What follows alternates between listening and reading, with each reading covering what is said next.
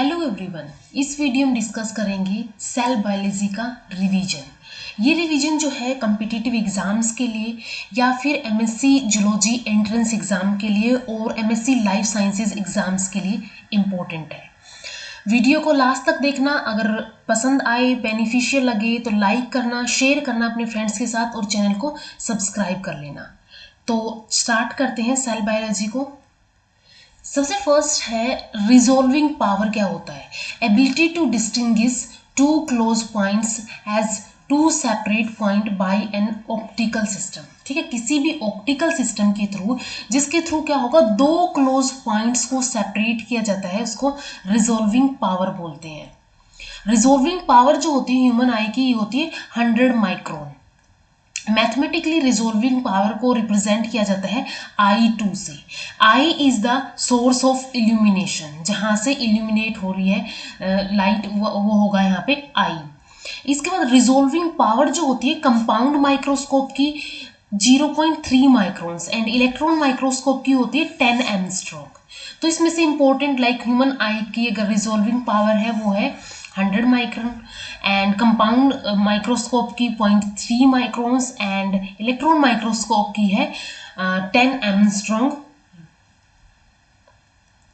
अगर cell concept की बात करें, इसके अंदर कुछ साइंटिस्ट है जिन्होंने अपना अपना कंट्रीब्यूशन दिया था। किसी ने कोई स्ट्रक्चर डिस्कवर किया, किसी ने किसी का नेमिंग की, तो वो डिफरेंट है।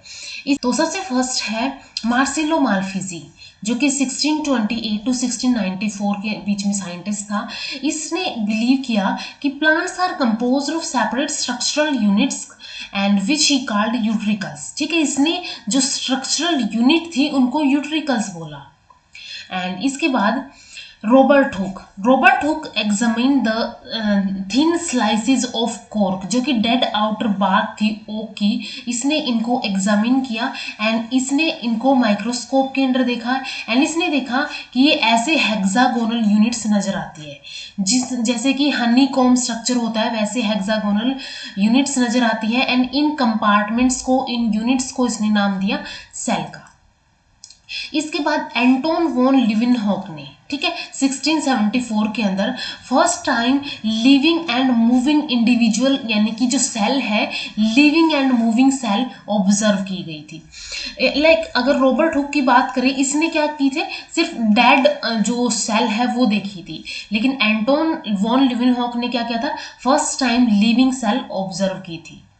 रॉबर्ट ब्राउन ने 1831 के अंदर न्यूक्लियस को डिस्कवर किया था। अब अगर नेक्स्ट देखें सेल थ्योरी जो है दो जर्मन साइंटिस्ट ने दी थी, जिसके अंदर एमजे स्केल्डन एंड जो कि 1838 के अंदर एंड थियोडोर स्क्वेन जो कि 1839 के अंदर, इन्होंने सेल थ्योरी प्रपोज की थी इन दो साइंटिस्ट ने। इनके according living things are composed of cells and cell products. जो भी लिविंग थिंग्स होगी वो सेल्स की एंड सेल प्रोडक्ट्स की बनी होगी। इससे पहले रॉबर्ट हुक हो गया, तो उन्होंने या फिर एंटोन वॉन लिविनहॉक हो गया, उन्होंने ऑब्जर्व कर लिया था कि कुछ यूनिट्स होती हैं जिनसे जो बॉडी है वो बनी होती, जो भी स्ट्रक्चर है वो बना होता है। तो इन्होंने भी उसी थ्योरी को आगे कंटिन्यू किया कि जो लिविंग थिंग्स है वो सेल से बनी होती है। और सेल प्रोडक्ट क्या होगा, जैसे कि सेल है, ग्रुप ऑफ सेल मिलके टिश्यू बनाएंगे, ग्रुप ऑफ टिश्यू मिलके ऑर्गन बनाएंगे, then organ system and organisation, पूरा ऑर्गेनिज्म फॉर्म होगा। तो ये सेल प्रोडक्ट्स ये होंगे। तो इनसे, सेल से या फिर सेल प्रोडक्ट से जो लिविंग थिंग्स है वो बनी होती है। अगर वो सिंगल सेल से बनी है तो वो हो जाएगी यूनिसेलुलर, एंड अगर वो बहुत सारी सेल से मिलके बनी हुई है तो वो हो जाएगी multi cellular. Cells are fundamental structural unit of living organism and इन्होंने ये भी बोला कि जो सेल्स है वो फंडामेंटल स्ट्रक्चरल यूनिट होती है किसी भी लिविंग ऑर्गेनिज्म की। इसके बाद रूडोल्फ विर्चो ने क्या किया था, 1815 के अंदर इसने बोला था कि ओमनी सेलुला ई सेलुला। ठीक है, यानी कि जो भी ऑर्गेनिज्म है जनरेशन टू जनरेशन जाता है वो प्री एग्जिस्टिंग से जाता है, यानी कि सेल से ही सेल बनती है। तो अगर क्वेश्चन में आ सकता है कि ये जो टर्म है, ये जो वर्डिंग है वो किसने बोली, तो ये रूडोल्फ विर्चो ने बोली थी। इसके बाद जो बाउमैन है 1840 के अंदर, इसने न्यूक्लियोलस को नाम दिया। ठीक है, इसने जो न्यूक्लियस के अंदर एक स्फेरिकल स्ट्रक्चर ऑब्जर्व किया था जिसने, एंड जो बाउमैन है उसने बाउमैन ने इसने क्या किया, इसको न्यूक्लियोलस का नाम दिया। इसके बाद नेक्स्ट आती है प्रोटोप्लाज्म थ्योरी।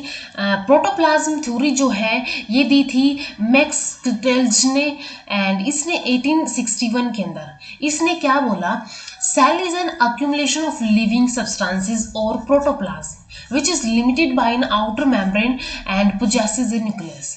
कि जो सेल्स है वो लिविंग सब्सटेंस से बनी होती है, एंड इसके बाहर ये एक मेम्ब्रेन, लिमिटेड मेम्ब्रेन प्रेजेंट होती है जिसको लिमिट करती है, जिसको आउटर मेम्ब्रेन बोलते हैं, और इसके अंदर न्यूक्लियस प्रेजेंट होता है।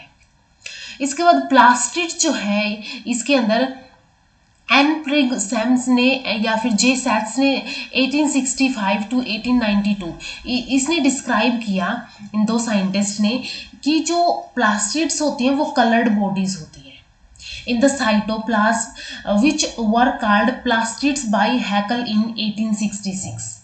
इन दो साइंटिस्ट ने क्या किया कि ये कलर्ड बॉडीज होती है, लेकिन जो प्लास्टिड नाम है इनको दिया हैकल ने 1866 के अंदर। इसके बाद स्किम्पर्स 1883 के अंदर इसने प्लास्टिड्स को 3 टाइप्स के अंदर क्लासीफाई किया। ल्यूकोप्लास्ट जो कि कलरलेस होते हैं, क्लोरोप्लास्ट जो कि ग्रीन होंगे, क्रोमोप्लास्ट जो कि अदर देन ग्रीन कलर होगा कोई भी।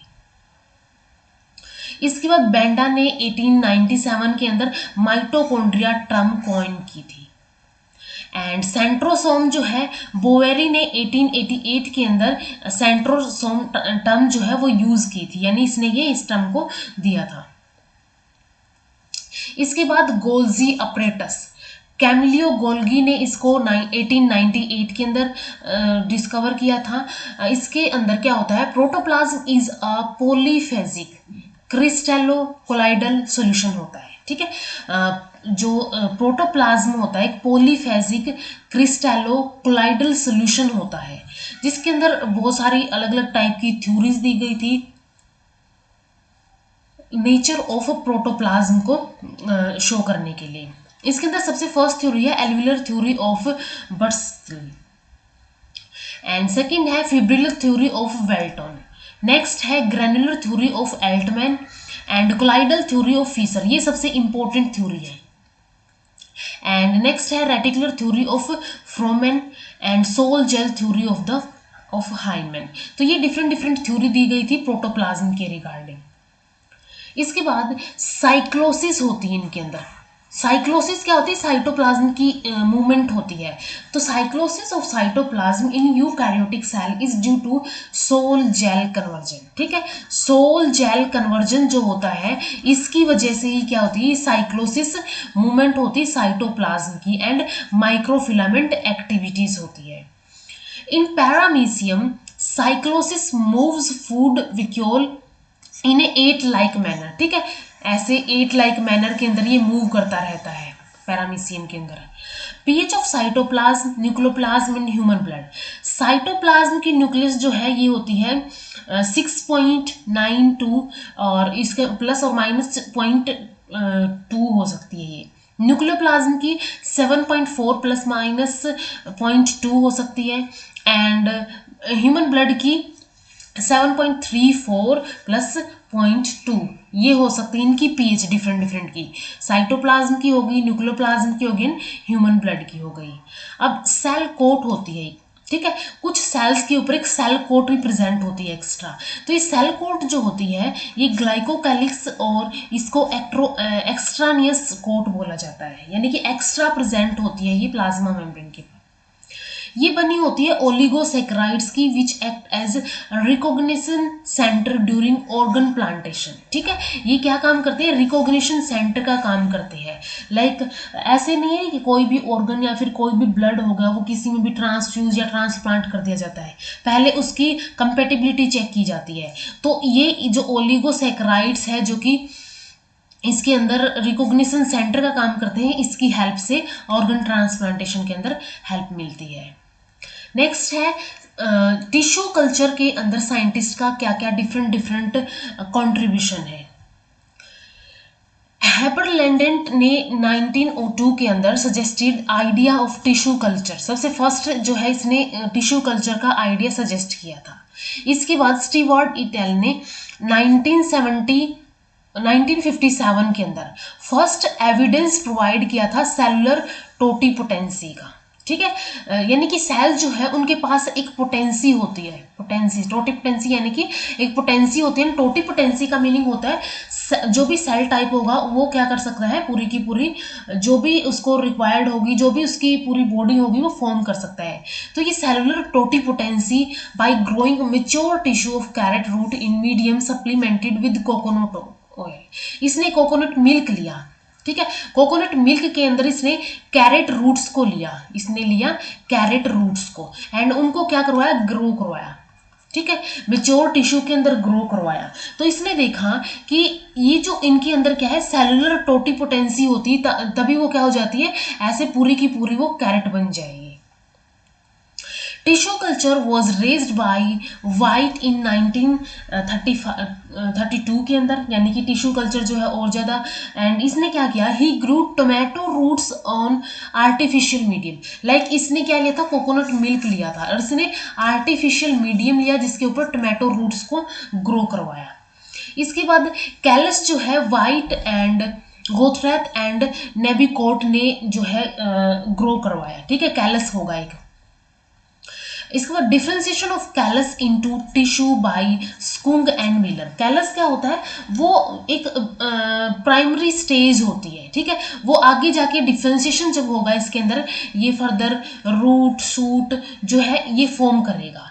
तो ये जो डिफ्रेंसिएशन थी कैलस की, ये बताई स्कुग ने एंड मिलर ने।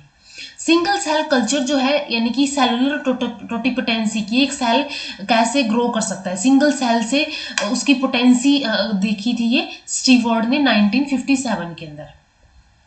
इसके बाद nurse technique to get callus from a single cell by Muir et al 1958 के अंदर। ठीक है, यानी कि एक callus from a single cell. ठीक है, सिंगल सेल के अंदर टोटिपोटेंसी थी कि उसने पूरा का पूरा एक कैलस फॉर्म कर लिया। ठीक है, एक कैलस फॉर्म कर लेगा ये, तो ये देखा था म्यूर ने। इसके बाद है micro chamber technique for single cell culture by Vasil and Hildebrandt ने 1965 के अंदर ये की थी। इसके बाद embryoid non zygotic embryo culture by Steward ने 1963 के अंदर एंड हेल्पेरिन एंड वेथरेल ने 1964 के अंदर जो है ये कल्चर किया था, एम्ब्रॉयड कल्चर किया था। इसके बाद एम्ब्रियो कल्चर किया लाइबेच ने 1928 के अंदर। पोलन हैप्लॉइड एंड्रियोनिक कल्चर जो है एंथर से ऑफ धतुरे by Guha and Maheshwari in 1966 के अंदर। ठीक है, इसके अंदर क्या किया गया था, पोलन से, या फिर पोलन क्या होते हैं, हैप्लॉइड्स एंड्रोजेनिक स्ट्रक्चर्स होते हैं, तो इनसे इन्होंने कल्चर किया था, जो एंथर होते हैं धतूरा के उससे। तो ये कुछ कंट्रीब्यूशन है साइंटिस्ट का टिश्यू कल्चर के अंदर। इसके बाद यूनिसेलुलर यूकैरियोट जो होती है, ये हो सकता है, इसका size 1 to 1000 micrometre in size इसका हो सकता है, मिली माइक्रोमीटर इन साइज। इसके बाद ऑस्ट्रिच एग लार्जेस्ट सेल होती है जो कि 15 to 20 into 13.5 to 15 centimetre in size होती है। Human nerve cell longest animal cell होती है which is 90 centimetre. Largest a cellular plant Acetabularia होता है जो कि 10 सेंटीमीटर लॉन्ग होता है। Viruses do not have cellular structure. ठीक है, वायरसेस के पास कोई सेलुलर स्ट्रक्चर नहीं होता है, सिर्फ उनके पास जो है आरएनए होता है या फिर, और उसके ऊपर प्रोटीन कोट प्रेजेंट होती है। तो जो भी उसके अंदर जेनेटिक मटेरियल होता है उसके ऊपर एक प्रोटीन कोट प्रेजेंट होती है, ये वायरसेस के अंदर होता है। तो ये एक सेलुलर स्ट्रक्चर के अंदर कंसीडर नहीं किया जाता है। In human beings cells of kidneys are smallest and nerve fibres are longest. Smallest cell जो होती है माइकोप्लाज्मा गैलीसेप्टिकम होती है, जिसको पीपीएलओ बोलते हैं, प्लूरो न्यूमोनिया लाइक ऑर्गेनिज्म, जो कि 0.1 to 0.3 माइक्रोमीटर इन साइज होती है। नेक्स्ट है सेल मेम्ब्रेन के बारे में कि डिफरेंट डिफरेंट मॉडल्स दिए गए थे सेल मेम्ब्रेन के बारे में। सबसे फर्स्ट डेनिली एंड डेवसन ने 1935 के अंदर ट्राई लेमिनर ऑर्डर प्रपोज किया था। इस मॉडल के according plasma membrane is formed a bimolecular layer of phospholipid and ये फॉस्फोलिपिड जो है 35 एंगस्ट्रॉम थिक थे and sandwiches between two layers of protein. ठीक है, ये प्रोटीन की लेयर होगी एंड इन प्रोटीन की लेयर के बीच में प्रेजेंट है यहाँ पे फॉस्फोलिपिड की लेयर एंड ये फॉस्फोलिपिड की लेयर है 35 एंगस्ट्रॉम की एंड ये लेयर है 20 एंगस्ट्रॉम की एंड ये लेयर है 20 एंगस्ट्रॉम की। तो इसने जो ट्राई लेमिनर मॉडल है इसके अकॉर्डिंग इन साइंटिस्ट ने ये बोला this the total thickness of the plasma membrane. तो टोटल थिकनेस क्या हो जाएगी इसकी, हो जाएगी 75 एंगस्ट्रॉम। इसके बाद ये मॉडल भी इसने भी अपनी जो इसकी एक तरह से इसके जो फंक्शंस है कि कैसे इसके अंदर परमेबिलिटी होती है ये सब इसने नहीं बताया था, इसलिए वो मॉडल फेल हो गया था। नेक्स्ट है जेडी रॉबर्टसन ने 1959 के अंदर यूनिट मेम्ब्रेन कंसेप्ट प्रपोज किया। इसके according all biological membrane share the same basic structure कि जितने भी बायोलॉजिकल मेम्ब्रेन होती है वो सारी की सारी सेम बेसिक स्ट्रक्चर शेयर करती है। These are about 75 angstrom thick. ठीक है, ये हमने पहले देख लिया कि 75 एंगस्ट्रॉम थिक होती है, पिछले मॉडल में बता दिया गया था। These have a characteristic try laminar appearance. इनके अंदर एक कैरेक्टरिस्टिक होता है ट्राई लेमिनर अपीयरेंस का when viewed in the electron microscope. These three layers are a result of same arrangement of protein and lipids as proposed by Danieli and Davison। इसके अंदर भी जो अरेंजमेंट था, ठीक है, ये प्रोटीन की लेयर होगी, नेक्स्ट फॉस्फोलिपिड की लेयर होगी, अगेन क्या होगी प्रोटीन की लेयर होगी। तो इसके अंदर भी क्या है अरेंजमेंट सेम था, लेकिन ये मॉडल भी फेल हो गया था। इसके बाद सिंगर एंड निकोलसन ने 1972 के अंदर फ्लूइड मोज़ाइक मॉडल प्रपोज किया मेम्ब्रेन स्ट्रक्चर के लिए एंड ये जो मॉडल है ये मोस्ट एक्सेप्टेड मॉडल है अब तक के टाइम में। According to this model cell membrane consist of a highly viscous fluid matrix of 2 layers of phospholipid molecule. ठीक है, इस मॉडल के अकॉर्डिंग कि जो सेल मेम्ब्रेन है जो प्लाज्मा मेम्ब्रेन है वो एक हाईली विस्कस फ्लूइड मैट्रिक्स है 2 लेयर्स का जो कि फॉस्फोलिपिड मॉलिक्यूल की बनी होती है। रिलेटिवली इम्परमीबल बैरियर होती है to the passage of most water soluble molecules के लिए। Proteins molecules on their complexes occur in the membrane but not in the continuous layer। ठीक है, ऐसा नहीं है कि प्रोटीन की लेयर ऐसे कंटिन्यूस प्रेजेंट है, इसके अंदर प्रेजेंट है लेकिन वो डिसकंटिन्यूस प्रेजेंट है। Instead this occur as a separate particle asymmetrical arrangement in mosaic pattern. ठीक है, इसके अंदर मोज़ाइक पैटर्न होता है इसलिए इसको फ्लूइड, इसके अंदर विस्कस फ्लूइड होता है एंड मोज़ाइक पैटर्न के अंदर इसके अंदर प्रोटीन्स अरेंज होते हैं इसलिए इसको फ्लूइड मोज़ाइक मॉडल बोला जाता है। सम ऑफ दीज पैरिफेरल और एक्सट्रिंसिक प्रोटीन, इनमें से कुछ जो पैरिफ्री पे प्रेजेंट होंगे जिनको पैरिफेरल और एक्सट्रिंसिक प्रोटीन बोला जाता है and loosely bounded polar surface of the lipid layer. And जो यहाँ पे लिपिड लेयर है उसके साथ ये पोलर सरफेस के ऊपर लूजली बाउंड होंगे। अदर्स कॉल्ड इंटीग्रल और इंट्रिंसिक प्रोटीन, कुछ होंगे जो इस मेम्ब्रेन के यहाँ पे बीच में प्रेजेंट होंगे। इंटीग्रल और इंट्रिंसिक मेम्ब्रेन है जो कि deeply into the lipid layer, जो ये फॉस्फोलिपिड के बीच में लेयर प्रेजेंट है इसके क्या प्रेजेंट होंगे यहाँ पे ये फॉस्फोलिपिड्स की लेयर के डीपली प्रेजेंट होंगे, अंदर की साइड प्रेजेंट होंगे इंटीग्रल और intrinsic proteins. Some of the integral proteins penetrate through the phospholipid layer and project on the both surfaces। ये ऐसे penetrate कर जाते हैं, एक तो सिंपल ऐसे प्रेजेंट हो, ये penetrate कर जाते हैं दोनों की दोनों लेयर्स को जो कि दोनों सरफेस से प्रोजेक्ट होते हैं और इनको बोला जाता है ट्रांस मेम्ब्रेन और टनल प्रोटीन्स। ठीक है, इनको बोला जाता है ट्रांस मेम्ब्रेन और टनल प्रोटीन्स। तो इसके अंदर क्या होता है यहाँ पे फॉस्फोलिपिड्स के ऐसे मॉलिक्यूल्स प्रेजेंट होते हैं, इस टाइप के मॉलिक्यूल्स होते हैं। ये एक लेयर है, ऐसे ही दूसरी लेयर इधर प्रेजेंट होती है फॉस्फोलिपिड मॉलिक्यूल्स की। ठीक है, ये फोस्फोलिपिड मॉलिक्यूल्स हो गए। अब प्रोटीन्स की लेयर इसके ऊपर कहीं कहीं प्रेजेंट है, ये एक्सट्रिंसिक प्रोटीन हो गया, एक ये हो गया, इंट्रिंसिक प्रोटीन ऐसे प्रेजेंट होगा, एंड ट्रांस मेम्ब्रेन प्रोटीन वो ऐसे प्रेजेंट होंगे, इनके बीच में प्रेजेंट होंगे ट्रांस मेम्ब्रेन प्रोटीन। तो ये स्ट्रक्चर होता है यहाँ पे फ्लूइड मोज़ेक मॉडल का। The plasma membrane contains lipids, proteins 42%, carbohydrate 6% and water 20%, although variations are always there। ठीक है, लिपिड इसके अंदर 32% होता है, प्रोटीन 42 एंड कार्बोहाइड्रेट 6% होता है, एंड वाटर इसके अंदर 20% होता है। The carbohydrate occur only at the outer surface of the membrane.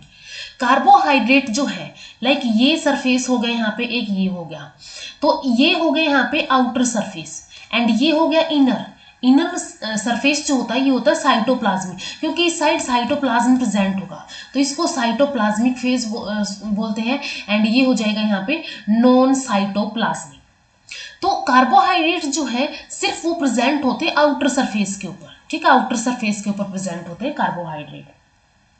There molecules are covalently linked, और ये मॉलिक्यूल्स जो है कोवलेंटली लिंक्ड होते हैं, ठीक है, जो मॉलिक्यूल्स है कोवलेंटली लिंक्ड होते हैं।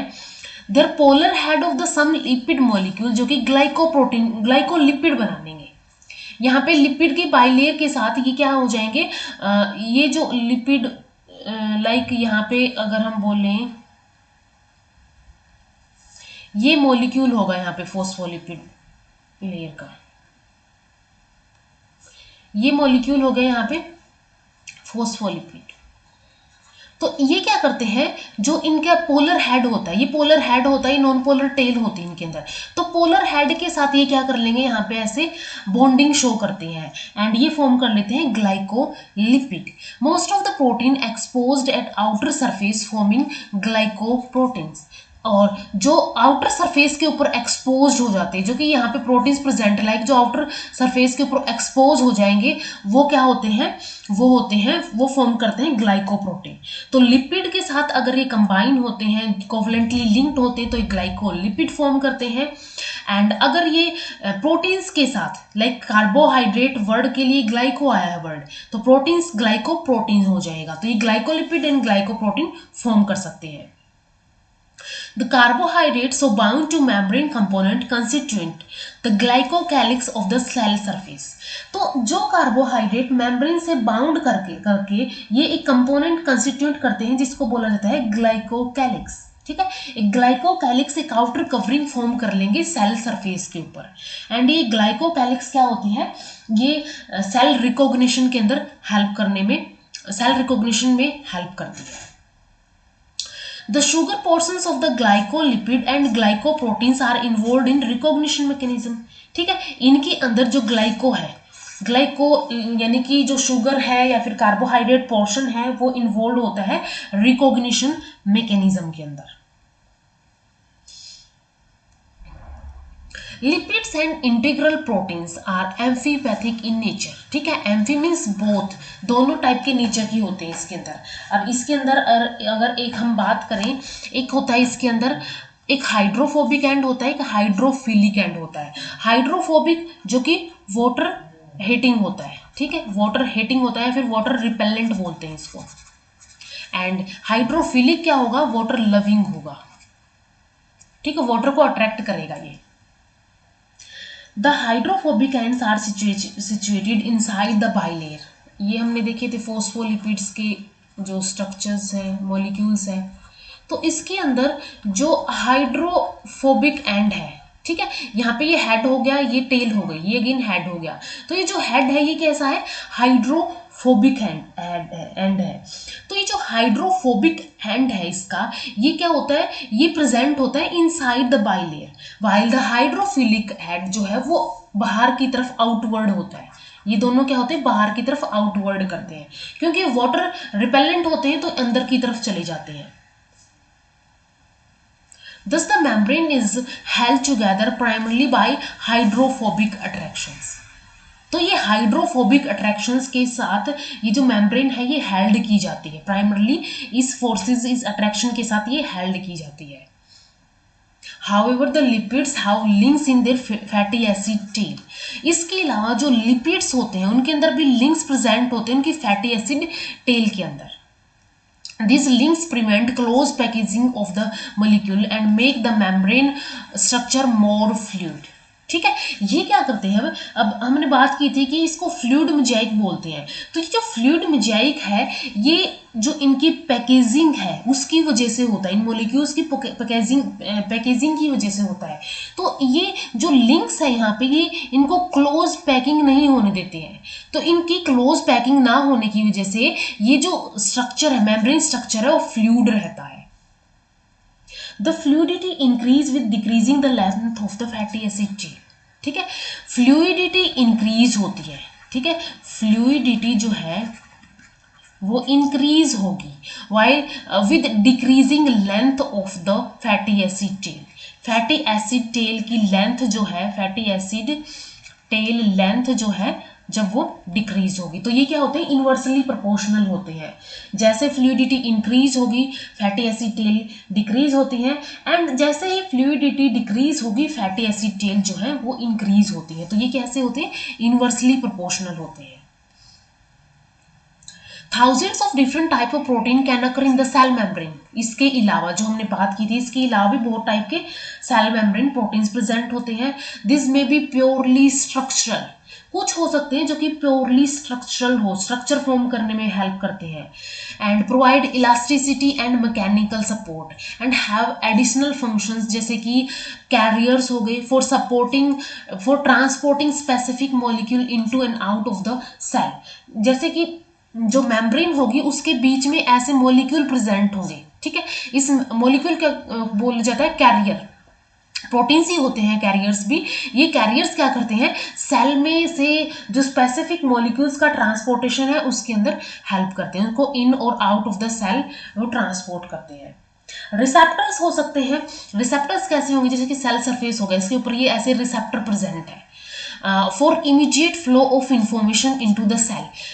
कोई भी लिगेंड आया, ठीक है, लिगेंड क्या होगा? लाइक कोई हार्मोन आया या फिर कुछ भी हो सकता है, वो आया, लिगेंड आने के बाद ये लिगेंड इस रिसेप्टर से बाइंड करेगा, यानी कि इस लिगेंड का भी एक स्पेसिफिक रिसेप्टर होगा, उससे बाइंड करने के बाद ये एक कैस्केड मैकेनिज्म को एक्टिवेट कर देगा जिसकी वजह से सेल रिस्पॉन्ड करेगी। तो ये रिसेप्टर्स की भी क्या होते हैं? प्रोटीन्स ही होते हैं। Gases like oxygen and carbon dioxide diffuse rapidly in solution through these membranes, and ions and small polar molecules diffuse slowly through the membrane। तो गैसेस क्या करती हैं? वो इजीली इसके अंदर से रैपिडली मूव करती है, डिफ्यूज हो जाती है। लेकिन ions and small polar molecule जो होते हैं वो क्या होते हैं? स्लोली जाते हैं, स्लोली डिफ्यूज करते हैं इस मेम्ब्रेन से। एंड जो यहाँ पे कुछ ऐसे होते हैं जो कि ट्रांसपोर्ट नहीं होते हैं, उनके वो होते हैं कैरियर्स के थ्रू। और इसके बाद है uncharged and fat soluble molecule जो होंगे pass through the membrane much more rapidly. ठीक है, जो अनचार्ज्ड होंगे एंड फैट सोल्यूबल मॉलिक्यूल होंगे वो इजीली क्या कर जाएंगे? इस मेम्ब्रेन से रैपिडली पास हो जाएंगे। तो गैसेस क्या होंगी? रैपिडली डिफ्यूज हो जाएंगी। Ions and small polar ion, ठीक है, पोलर आयन है यहाँ पे, ions and small polar ions जो है वो बिल्कुल स्लोली डिफ्यूज होंगे। And अनचार्ज and fat soluble molecules जो है वो भी क्या हो जाएंगे? रैपिडली यहाँ से पास हो जाएंगे।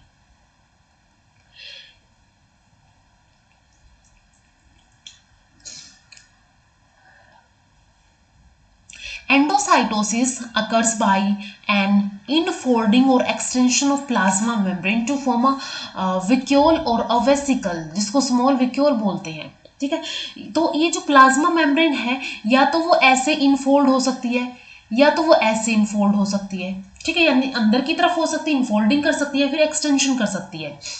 एंड ये फॉर्म करती है एक वैक्यूल फॉर्म कर देती है, एक वैक्यूल लाइक स्ट्रक्चर फॉर्म कर देती है। तो इसमें सबसे फर्स्ट होता है फैगोसाइटोसिस, जिसको सेल ईटिंग बोलते हैं। Material is taken up in the solid form. ठीक है, फैगोसाइटोसिस के अंदर सॉलिड फॉर्म के अंदर मटेरियल ले जाते हैं और इसके अंदर जो इन सेल्स इन्वॉल्व होती हैं, ठीक है। जो सेल्स होंगी वो क्या होंगी, फैगोसाइट्स और फैगोसिटिक सेल्स होंगी, जो कि मेनली वाइट ब्लड सेल्स होती है। द वेसिकल्स और vacuole formed is called phagocytic vesicle. तो इसके अंदर जो वेसिकल और वेक्यूल बनेगा उसको बोलते हैं फैगोसिटिक वेसिकल, फैगोसिटिक वेक्यूल। इसके बाद सेकंड है पिनोसाइटोसिस। पिनोसाइटोसिस को सेल ड्रिंकिंग बोलते हैं। Materials are taken up in the form of liquid, solution हो सकता है, कोलाइड हो सकता है, या फिर सस्पेंशन की फॉर्म में हो सकता है। If the vesicles formed extremely small, the process is called as micropinocyte, ठीक है। एंड अगर वेसिकल बड़े हैं तो वो हो जाएंगे यहाँ पे मैक्रोपिनोसाइट्स, और इन वेसिकल्स को माइक्रोपिनोसाइटोटिक वेसिकल्स बोला जाता है। इसके बाद एक थर्ड टाइप की आती है एक्सोसाइटोसिस। एक्सोसाइटोसिस के अंदर, ये तो दोनों थी एंडोसाइटोसिस की ही, ठीक है। फैगोसाइटोसिस और पिनोसाइटोसिस क्या है, दोनों की दोनों एंडोसाइटोसिस की टाइप है। एंड एक्सोसाइटोसिस, जिसको रिवर्स ऑफ एंडोसाइटोसिस बोलते हैं, यानी कि इसके अंदर अगर अंदर आ रहा है, इसके अंदर ऐसे ऐसे ही बाहर जाएगा। By which materials are remove from the cell including reverse pinocytosis, ठीक है। रिवर्स सेल ड्रिंकिंग इसके अंदर होती है, और इसके थ्रू क्या हो जाएंगे, जो भी मटेरियल होगा वो वेसिकल बना के बाहर निकल जाएगा। ये होता है एक्सोसाइटोसिस के अंदर। इसके बाद pseudopodial movement. Pseudopodia are blunt out growth होती है, ठीक है। सूडोपोडिया क्या होती है, ब्लंट आउट ग्रोथ होती है, which are formed by 3 developments. या तो ये sol gel changes, cytoplasmic streaming and extension of plasma membrane, इनकी वजह से ये सूडोपोडिया बनते हैं, जैसे कि अमीबा के अंदर, मैक्रोफेजिस के अंदर, डब्ल्यूबीसीज के अंदर ये देखने को मिलते हैं। एंड अंडुलेशन मूवमेंट शो करते हैं, they are small protrusions, projections, ruffling of the membrane which passed out regular wave in the area of contact with the solid substratum, ठीक है। अंडुलेशन ऐसे मूवमेंट होगी, एंड इनके अंदर क्या होगा, ये जो प्लाज्मा मेम्ब्रेन है एक प्रोजेक्शन और रफलिंग फॉर्म कर लेगी मेम्ब्रेन की, जो कि एक आउट हो जाएगी रेगुलर वेव की तरह, ठीक है। ऐसे रेगुलर वेव की तरह आउट होगी, और ये क्या करेगी, in the contact with a solid substratum. तो ये अंडुलेशन होता है। तो सूडोपोडियल मूवमेंट हो सकती है, या तो वो अंडुलेशन हो सकती है। एंड सूडोपोडियल मूवमेंट जो है सोल जेल चेंजेस की वजह से, साइटोप्लाज्मिक की स्ट्रीमिंग की वजह से, या फिर प्लाज्मा मेम्ब्रेन की एक्सटेंशन की वजह से होती है। इसके बाद नेक्स्ट है structural organisation of a cell, यानी सेल के अंदर जो स्ट्रक्चर्स होंगे, डिफरेंट डिफरेंट ऑर्गेनल्स होंगे, वो कौन कौन से होंगे यहाँ पे। Cell wall, age, viscosity of cytoplasm, skeleton and function of the cell, control the shape of the cell, ठीक है। ये सारी चीजें क्या करती है, जो सेल होगी उसकी शेप को कंट्रोल करके रखती है। जैसे कि आरबीसी जो होती है, रेड ब्लड सेल, ये बाइकनकेव होती है to increase the surface area. इसका सरफेस एरिया इंक्रीज हो जाए, इसके लिए क्या होती है, ये बाइकनकेव होती है। Nerve cells are large as they are able to conduct impulses, ठीक है। नर्व सेल्स क्या होती है, न्यूरॉन्स लार्ज होते हैं ताकि वो जो इनके अंदर इम्पल्स होती है उनको कंडक्ट कर पाए। Cells regulate their activities by flow of energy and flow of extrinsic in intrinsic genetic information, ठीक है। सेल कैसे अपनी एक्टिविटी को रेगुलेट करती है, उनके अंदर फर्स्ट तो फ्लो ऑफ एनर्जी होता है, सेकेंड उनके अंदर इंट्रिंसिक और एक्सट्रिंसिक जेनेटिक इंफॉर्मेशंस का फ्लो होता है, जिसकी वजह से वो रेगुलेट कर पाती है अपनी एक्टिविटीज को। Green cell trap radiant solar energy and convert it into chemical potential energy like ATP, ठीक है, adenosine triphosphate, which on oxidation of food is converted into kinetic energy for doing work. ये ऐसा photosynthesis के अंदर होता है। Green sales जो होती हैं, क्लोरोप्लास्ट, वो क्या करते हैं वहाँ पे, जो सनलाइट होती है उसको ट्रैप करते हैं, देन इसको कन्वर्ट कर देते हैं पोटेंशियल एनर्जी के अंदर, जिसको एटीपी बोलते हैं, और food which on oxidation food again converted into kinetic energy for doing work. Schwann 1839 के अंदर animal and plant cell recognise की थी इसने, and are alike except the animal cell lacks cell wall, ठीक है। दोनों की दोनों क्या होती है, लाइक होती हैं, लेकिन जो प्लांट सेल होती है उसके अंदर सेल वॉल प्रेजेंट होती है, लेकिन एनिमल सेल के अंदर नहीं होती है। स्केल्टन ने started that the cell is a unit of structure and budded of from the nucleus. ठीक है, इसने ही बोला कि जो सेल है unit of structure and budded of from nucleus, कि ये न्यूक्लियस से क्या होती है, बड ऑफ होती है। न्यूक्लियस हो गया, न्यूक्लियस से बडिंग बनी एंड ये बड ऑफ हो जाती है। रुडोल्फ विर्चो ने बोला 1855 के अंदर was first to modify cell theory and give generalisation omnis cellula e cellula. ठीक है, रुडोल्फ विर्चो ने ये दिया। वायरसेस जो है इसका एक्सेप्शन होती है, इस थ्योरी का एक्सेप्शन होती है, यानी कि सेल थ्योरी का एक्सेप्शन होती है, सेल थ्योरी के अंदर नहीं आती। क्योंकि सेल थ्योरी के अंदर हमने देखा था कि जितनी भी सेल्स है वो एक बेसिक यूनिट ही बनी होती है, और उसके अंदर और क्या होता है, जो स्ट्रक्चर्स होते हैं वो या तो सेल के या फिर सेल प्रोडक्ट के बने होते हैं, एंड उनके बाहर एक सेल मेम्ब्रेन प्रेजेंट होती है। तो वायरसेस के अंदर ऐसा नहीं होता है, तो ये क्या होते हैं, एक्सेप्शन है सेल थ्योरी का। Specialise cell lose some of their autonomous activities, जैसे कि मसल एंड नर्व सेल्स है do not divide and RBCs do not respire. RBCs के अंदर हीमोग्लोबिन होता है, हीमोग्लोबिन को ऑक्सीजन कैरी करनी होती है, तो वो ऑक्सीजन खुद ना यूज करे, और वो सारी की सारी ऑक्सीजन, मैक्सिमम ऑक्सीजन जो है वो क्या कर दे, ट्रांसपोर्ट कर दे। तो इसलिए वो खुद रिस्पायर नहीं करता, वो सारे की सारी, इसलिए उसके अंदर ये मॉडिफिकेशन है। मसल्स एंड नर्व सेल्स के अंदर वो डिवाइड नहीं करती, ये उनके अंदर ऑटोनोमस एक्टिविटीज है, उन्होंने अपनी ऑटोनोमस एक्टिविटीज को लॉस कर दिया है एंड ये स्पेशलाइज सेल बन गई है। Cells shows 3 types of organisation. सबसे फर्स्ट होता है प्रोकैरियोटिक सेल। ठीक है, इसके अंदर क्या होता है, जैसे बैक्टीरिया, साइनोबैक्टीरिया, आर्कियोबैक्टीरिया, माइकोप्लाज्मा, रिक्टेसी, ये सारे प्रेजेंट होते हैं प्रोकैरियोटिक सेल के अंदर। अब हम यहाँ बेसिक जो डिफरेंस होता है वो डिस्कस नहीं करेंगे। साइज जो होता है इनका 0.125 माइक्रो होता है। डीएनए और आरएनए रेशो हो सकता है 1:2 रेशो। आरएनए 65% हो सकता है 80, एंड जीसी रेशो जो है ये 0.88 होता है। ओनली 1 एनवेलप सिस्टम होता है। मेम्ब्रेन बाउंड ऑर्गेनेल एब्सेंट होती है इसके अंदर। Histones, nuclear membrane, nucleolus, cyclosis, meiosis absent होती है। ठीक है, सारी चीजें इसके अंदर एब्सेंट होते हैं, क्योंकि प्रोकैरियोटिक की खुद ही छोटी सी सेल है, तो वो सिर्फ उसको जितनी जरूरत हो उतना ही रखती है। सेकेंड टाइप की सेल है eukaryotic cell. Eu means well, karyons means nucleus, जिसके अंदर well defined true nucleus present हो। साइज जो है 3 to 30 micro. DNA RNA ratio 1:1 होता है। आरएनए 45% होता है। A+ T and G+C ratio जो होता है ये 1.52 होता है। 2 एनवेलप सिस्टम इसके अंदर प्रेजेंट होता है। मेम्ब्रेन बाउंड ऑर्गेनल होते हैं। हिस्टोन, ट्रू न्यूक्लियस प्रेजेंट होता है। तो ये यूकैरियोटिक सेल के अंदर होता है। इसके बाद थर्ड टाइप की होती है, यहाँ पे थर्ड टाइप की होती है मीजोकैरियोटिक सेल, जैसे कि डाइनोफ्लेजलेट्स हो गए, जो कि एक एल्गी का टाइप है। हिस्टोन प्रोटीन एब्सेंट होते हैं, बट न्यूक्लियस इसके अंदर प्रेजेंट होता है। सेल ऑर्गेनल, जिनको ऑर्गेनॉइड्स बोला जाता है, are of 4 types on the basis of membrane. Membrane के बेसिस के ऊपर ये 4 टाइप्स की होते हैं।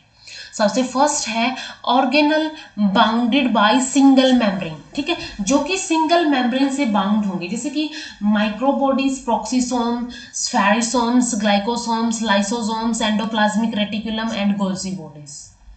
इसके बाद नेक्स्ट आते हैं organelle bounded by double membrane, जैसे कि प्लास्टिड्स हो गया, माइटोकॉन्ड्रिया हो गया, न्यूक्लियस हो गया, जो कि डबल मेम्ब्रेन से बाउंड होते हैं। एंड ट्रिपल मेम्ब्रेन से बाउंड होते हैं transosomes. And without any membrane like ribosomes, centrioles and nucleolus, ये होते हैं जो कि विदाउट मेम्ब्रेन ऑर्गेनल होते हैं। तो ये 4 टाइप्स की ऑर्गेनल्स हैं on the basis of their membrane. इसके बाद है protoplasm of eukaryotic cells shows streaming movement known as cyclosis. ठीक है, ये क्या करती है, स्ट्रीमिंग मूवमेंट शो करती हैं।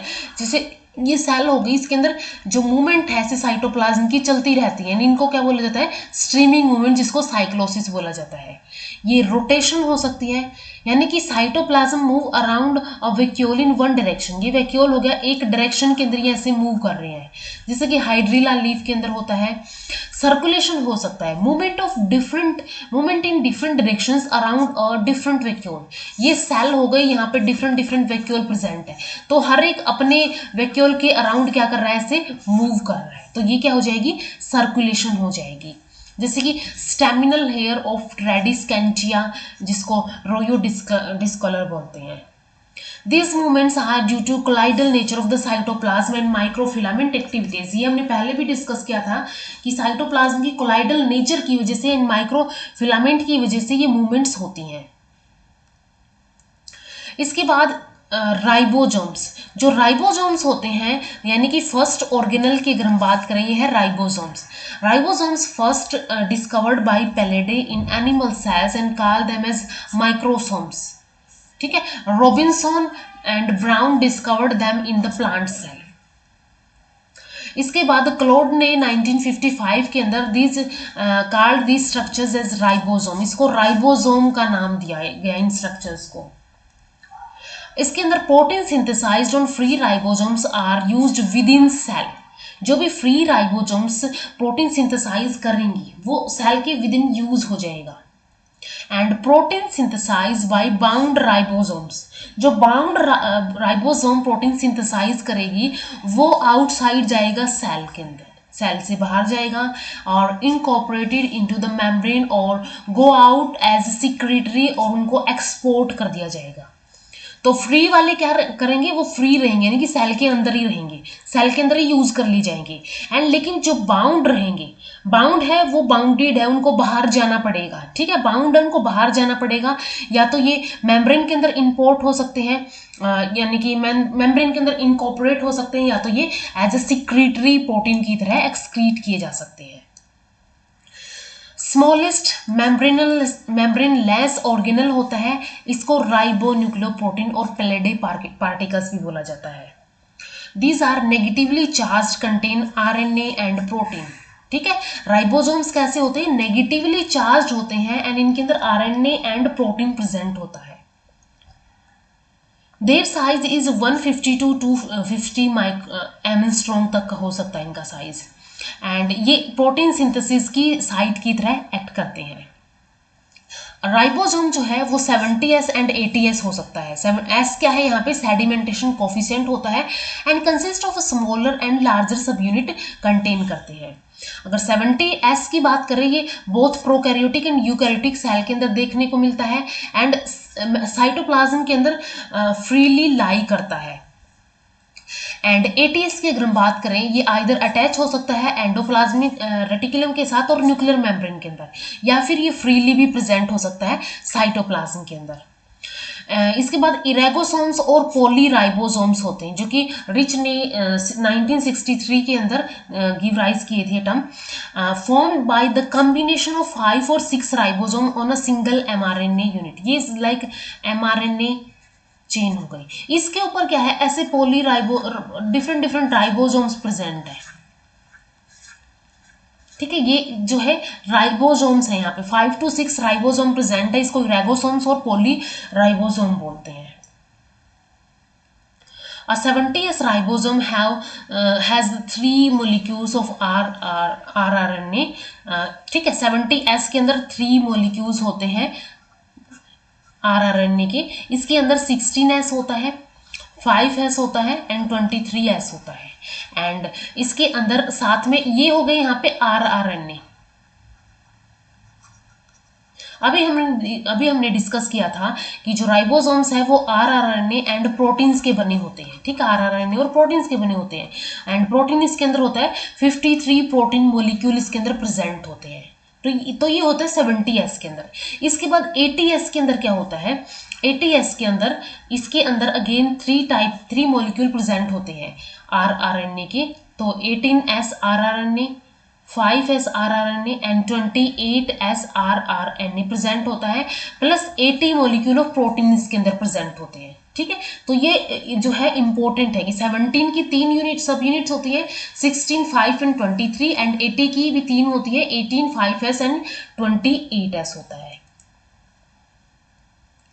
इसके बाद सेकंड ऑर्गेनल है एंडोप्लाज्मिक रेटिकुलम, जिसको प्लाज्म बोला जाता है, ठीक है, एंडोप्लाज्मिक रेटिकुलम। तो ये जो इर्गेस्ट्रोप्लाज्म है और एंडोप्लाज्मिक रेटिकुलम है, ये फर्स्ट टाइम रिपोर्ट किया गया था पोर्टर, क्लॉड एंड फुलमैन ने 1945 के अंदर। It was name as endoplasmic reticulum by Porter, ठीक है, 1953 के अंदर पोर्टर ने इसको एज एंडोप्लाज्मिक रेटिकुलम का नाम दिया गया था। मसल्स के अंदर इसको सार्कोप्लाज्मिक रेटिकुलम बोलते हैं, आईज के अंदर इसको माइलोइड बॉडीज बोलते हैं, एंड नर्व्स के अंदर, ठीक है, नर्व सेल्स के अंदर इसको नीजल्स ग्रेन्यूल बोलते हैं। तो ये डिफरेंट डिफरेंट नाम होते हैं एंडोप्लाज्मिक रेटिकुलम के डिफरेंट डिफरेंट एरियाज के अंदर। Endoplasmic reticulum form intracellular transport system, ठीक है, इंट्रासेलुलर ट्रांसपोर्ट सिस्टम फॉर्म करता है and provides mechanical support to cytoplasm, and cytoplasm को ये मैकेनिकल सपोर्ट प्रोवाइड करवाता है।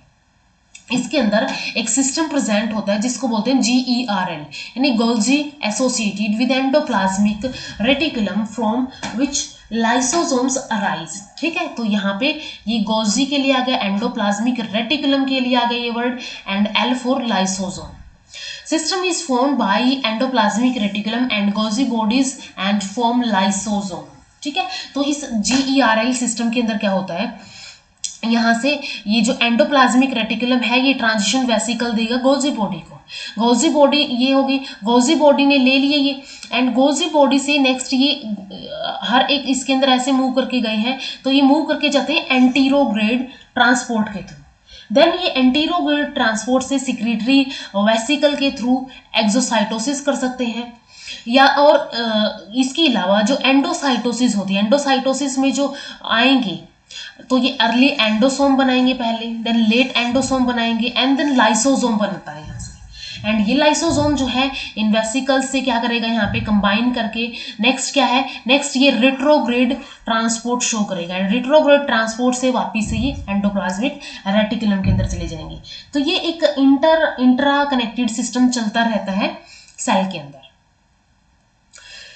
Endoplasmic reticulum is of two type, एक होता है स्मूथ एंडोप्लाज्मिक रेटिकुलम, एक होता है rough endoplasmic reticulum. Smooth endoplasmic reticulum के ऊपर जो इसका सरफेस है वो स्मूथ होता है, एंड रफ के ऊपर इसके ऊपर राइबोसोम्स प्रेजेंट होते हैं, इसलिए इसका सरफेस रफ होता है।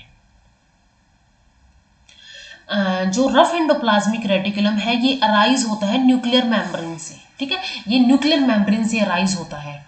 इसके बाद जो रफ एंडोप्लाज्मिक रेटिकुलम है is mainly cisternal and stunned with ribosomes, ठीक है, ये सिस्टर्नल और स्टफ्ड होता है, स्टडीड होता है राइबोसोम्स के साथ, यानी कि इसके ऊपर राइबोसोम्स जो है ऐसे बंधे होते हैं। एंड यहाँ पे भी प्रोटीन होता है राइबोफोरिन, जिसके थ्रू ये इससे अटैच होते हैं राइबोसोम्स। जो स्मूथ एंडोप्लाज्मिक रेटिकुलम होता है इसके अंदर सिर्फ ट्यूब्यूल्स प्रेजेंट होते हैं, लाइक इसके अंदर सिस्टर्ने प्रेजेंट है, इसके अंदर सिर्फ ट्यूब्यूल्स प्रेजेंट होते हैं।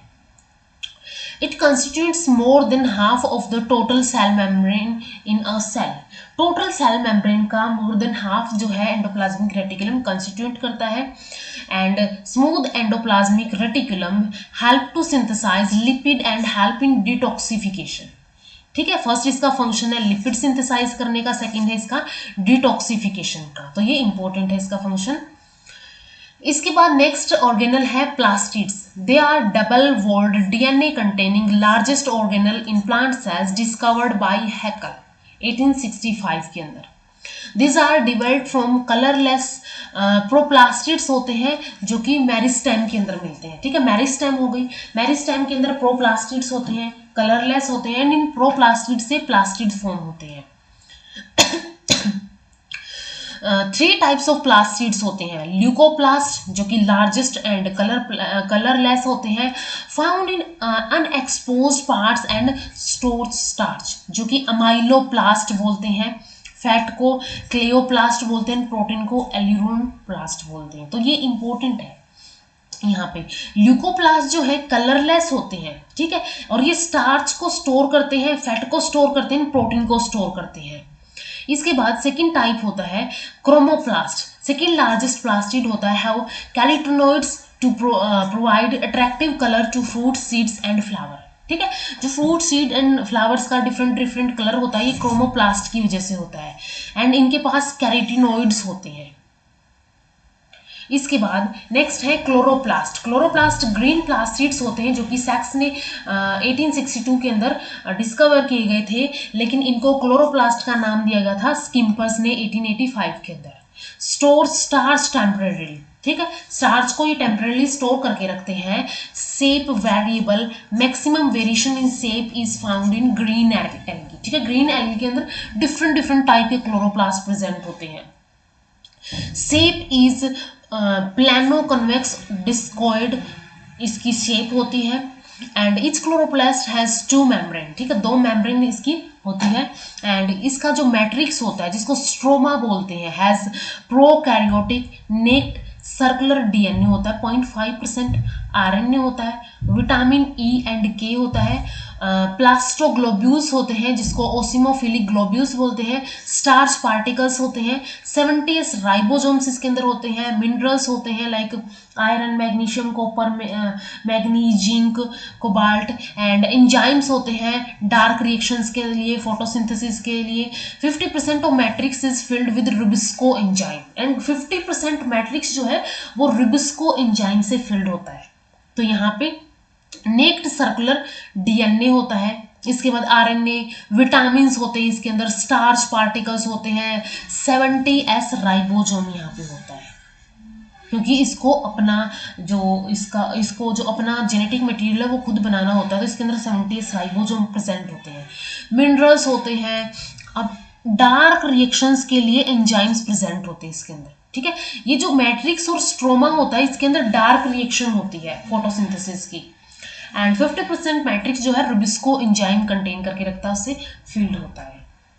इन the matrix are found double membrane bound in tubular sac, इसके अंदर ट्यूबुलर सैक प्रेजेंट होते हैं जिनको थाइलेकोइड्स बोला जाता है, जो कि क्लोरोप्लास्ट की स्ट्रक्चरल यूनिट होती है। Which are stacked to form grana, जो कि एक दूसरे के ऊपर ऐसे स्टैक्ड हो जाती हैं एंड स्टैक्ड फॉर्म होके बना लेती हैं ग्रेनम और ग्रेना। नंबर ऑफ ग्रेना पर chloroplast is 40 to 100 and each granum is has 2 to 100 stacked thylakoid, ठीक है, ये 2 से लेके 100 तक स्टैक्ड यहाँ पे थाइलाकोइड प्रेजेंट हो सकते हैं। एंड ये ग्रेना जो है ये 40 to 100 जो है एक क्लोरोप्लास्ट के अंदर प्रेजेंट हो सकते हैं, ऐसे ऐसे टाइप के स्ट्रक्चर, ठीक है। तो ये होता है मैट्रिक्स के अंदर। इनर मेम्ब्रेन जो होती है थाइलेकोइड की, थाइलेकोइड क्या है, डबल मेम्ब्रेन स्ट्रक्चर है, तो इसकी जो इनर मेम्ब्रेन है थाइलेकोइड की, उसके अंदर क्वांटासोम्स प्रेजेंट होते हैं। क्वांटासोम्स क्या होती है, क्लोरोप्लास्ट की फंक्शनल यूनिट होती है, जो कि पार्क एंड बिगिंस ने 1962 के अंदर डिस्कवर की थी।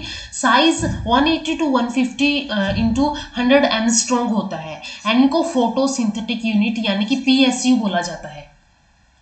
Where primary act of photosynthesis, that is release of electrons occur, ठीक है। इसके अंदर क्या होता है, जो इनर मेम्ब्रेन होती है इसके अंदर रिलीज ऑफ इलेक्ट्रॉन्स होता है, यानी कि फोटोसिंथेसिस होता है यहाँ पे। अ क्वांटासोम हैज 232 क्लोरोफिल मॉलिक्यूल, ठीक है, क्वांटासोम के अंदर 230 क्लोरोफिल मॉलिक्यूल होते हैं, 160 क्लोरोफिल ए होते हैं, 70 क्लोरोफिल बी होते हैं, अबाउट 50 कैरोटेनॉइड मॉलिक्यूल प्रेजेंट होते हैं एक क्वांटासोम के अंदर। One of the molecule of chlorophyll a act as a reaction और trap centre, it is P700 in PS1 and P680 in PS2, ठीक है। और ये जो मॉलिक्यूल है ये एक्ट करते हैं रिएक्शन सेंटर की तरह, क्लोरोफिल ए के मॉलिक्यूल जो है रिएक्शन सेंटर की तरह एक्ट करते हैं। एंड ये रिएक्शन सेंटर में भी जो P700 है वो PS1 के अंदर होता है, और P62 है वो होता है PS2 के अंदर। Two grana are joined by frets channel, जिसको स्ट्रोमा लेमिला बोलते हैं, ठीक है। जो 2 ग्रेना होंगे, एक जैसे ये हो गए यहाँ पे, सेकंड ये हो गया, ये ऐसे जुड़े होते हैं, तो किससे जुड़े होते हैं, फ्रैट्स चैनल या फिर स्ट्रोमा लेमिला से जुड़े होते हैं। Chloroplast and mitochondria are energy transducing, दोनों क्या होते हैं, एनर्जी ट्रांसड्यूसिंग होते हैं ये। DNA containing semi autonomous double walled organelle होता है, which called cell within cell, और इसको सेल विद इन सेल बोला जाता है क्योंकि ये सेमी ऑटोनोमस है, डबल वोल्ड ऑर्गेनेल है। They have their own protein machinery, इसके पास अपना 70s राइबोसोम्स होते हैं जो कि प्रोटीन फॉर्म करेंगे, तो इसके पास खुद की प्रोटीन मशीनरी होती है, शो साइटोप्लाज्मिक इनहेरिटेंस भी शो करते हैं, इसलिए इसको सेल विद इन सेल बोला जाता है। एंड क्लोरोफिल ए जो है इसका ये फॉर्मूला होता है क्लोरोफिल ए का C55H72O5NN4 एंड इसके अंदर मैग्नीशियम जो है blue green and has CH3 methyl group present होता है। क्लोरोफिल बी जो है ये यहाँ पे 70 आ जाता है, यहाँ पे 6 बाकी एज इट इज है ये फॉर्मूला। इसके अंदर मैग्नीशियम ग्रीनिश कलर का होता है एंड इसके अंदर CHO ग्रुप प्रेजेंट होता है। इसके बाद क्या होती है, प्रोटीनियस बॉडी होती है around which starch is stored in green algae and इनकी अराउंड स्टार्च जो है स्टोर किया जाता है ग्रीन एल्गी के अंदर। Chloroplast are extremely fragile osmotically and burst हो जाते हैं वाटर के अंदर। तो क्लोरोप्लास्ट जो है isolated from green leaves using sugar solution की वजह से इजिली इनको क्या कर सकते हैं, इनको आइसोलेट किया जा सकता है ग्रीन लीव्स से। इसके बाद नेक्स्ट ऑर्गेनल है गोल्जी बॉडीज को लिपोकॉन्ड्रिया, इडियोसोम या फिर डाल्टन कॉम्प्लेक्स भी बोला जाता है। They are middle man of the cell and discovered by Camillo Golgi 1898 के अंदर इसने डिस्कवर किया था in the cytoplasm of the nerve cell of the owl and cat by silver metallic impregnation technique. ठीक है, ये जो टेक्निक है सिल्वर मेटेलिक इम्प्रेगमेंटेशन टेक्निक के थ्रू इसने डिस्कवर किया था गोल्जी बॉडीज को। They form internal reticular apparatus, ये इंटरनल रेटिकुलर अपरेटस फॉर्म करती है। Dalton and Felix observed them under time and confirmed there existence. ठीक है, ट्रांसमिशन इलेक्ट्रॉन माइक्रोस्कोपी के अंडर इसने इन डाल्टन ने फेलिक्स ने इनको ऑब्जर्व किया गया था एंड कन्फर्म किया कि इनकी जो एग्जिस्टेंस है वो यहाँ पे है गोल्जी बॉडीज की। In plants Golgi bodies are unconnected and scattered called dictyosome. ठीक है, ये क्या होती है, प्लांट्स के अंदर गोल्जी बॉडीज अनकनेक्टेड होती हैं एंड ये स्कैटर्ड होती है जिनको डाक्टोसोम्स बोला जाता है। In fungi dictyosome is unicisternal and fungi के अंदर ये यूनिसिस्टर्नल होती हैं। वर्टिब्रेट्स के अंदर ये नियर द न्यूक्लियस प्रेजेंट होते हैं and a dictyosome has a stack of usually 3 to 12 cisternae इसके अंदर प्रेजेंट होते हैं, यूजली स्वेलन एंड होते हैं। इन सिस्टर्ने के एंड्स जो है से स्वेलन होते हैं। टिब्यूल्स एंड वेसिकल्स इसके अंदर प्रेजेंट होते हैं। इट शोज पोलैरिटी, इसके पास पोलैरिटी प्रेजेंट होती है। इसके अंदर एक फेज होता है कनकेव और मैच्योरिंग फेज। ठीक है, ऐसे कनकेव और मैच्योरिंग फेज इसके अंदर प्रेजेंट होगा एक तो,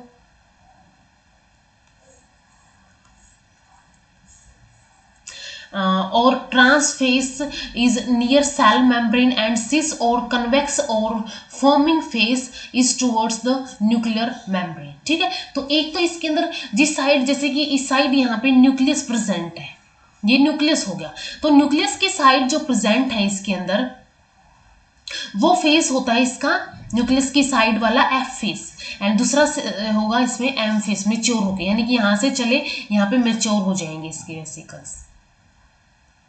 lysosomes and secretory vesicles arise from M face. ठीक है, यहाँ से लाइसोसोम्स एंड सिक्रेटरी वेसिकल्स जो है अराइज होंगे and new cisternae are formed from smooth endoplasmic reticulum. Cisternae जो है वो स्मूथ एंडोप्लाज्मिक रेटिकुलम से फॉर्म होंगे, लाइक इनके बीच में यहाँ पे एंडोप्लाज्मिक रेटिकुलम का नेटवर्क भी प्रेजेंट होगा, तो वहां से स्मूथ एंडोप्लाज्मिक रेटिकुलम से सिस्टर्ने फॉर्म हो जाएंगे। Root cap cells are rich in Golgi bodies which secrete mucilage for lubrication of root tip. Like root tip है, रूट टिप जो है ये इसको अंदर की तरफ पेनिट्रेट करना है सोइल के अंदर। ठीक है, रूट टिप को, तो रूट टिप जो है इसके अंदर ये गोल्जी बॉडीज के अंदर रिच होती है जो कि म्यूसिलेज सीक्रेट करती है, जो कि रूट टिप की लुब्रिकेशन में हेल्प करती है। They possesses package and help in transport and release of secretory proteins। ठीक है, ये पैकेजिंग में हेल्प करती हैं एंड ये क्या करती हैं, जो सिक्रेटरी प्रोटीन्स हैं उनको रिलीज करती है। They also cause glycosidation of lipids, ये इंपॉर्टेंट है, इसके अंदर ग्लाइकोसाइडेशन होती है, ग्लाइकोसाइलेशन होती है प्रोटीन्स की to form glycolipid and glycoprotein. ठीक है, यहाँ पे जो लिपिड्स है या फिर जो प्रोटीन्स हैं उसके साथ ग्लाइकोलिपिड्स एंड ग्लाइकोप्रोटीन्स फॉर्म होते हैं यहाँ पे, शुगर मॉलिक्यूल उनके साथ अटैच हो जाते हैं। तो इसके अंदर पैकेजिंग होती है, एक लेबल लग जाता है शुगर मॉलिक्यूल का यहाँ पे। तो ये ग्लाइकोलिपिड एंड ग्लाइकोप्रोटीन फॉर्म करते हैं, तो ये इंपॉर्टेंट है यहाँ पे। गॉजी बॉडी फॉर्म एक्रोसोम इन स्पर्म, ठीक है, एक्रोसोम फॉर्म करती है गॉजी बॉडी स्पर्म के अंदर। Yolk and cortical granules in egg, secretion of insulin, lactoprotein memory gland, cellulose, hemicellulose, mucilage, pectin, cell plate during cell division, root hairs, ये सब में क्या करती है गॉजी बॉडी हेल्प करती है। तो ये फंक्शंस जितने भी हैं, जिस भी ऑर्गेनल के हैं वो इंपॉर्टेंट है।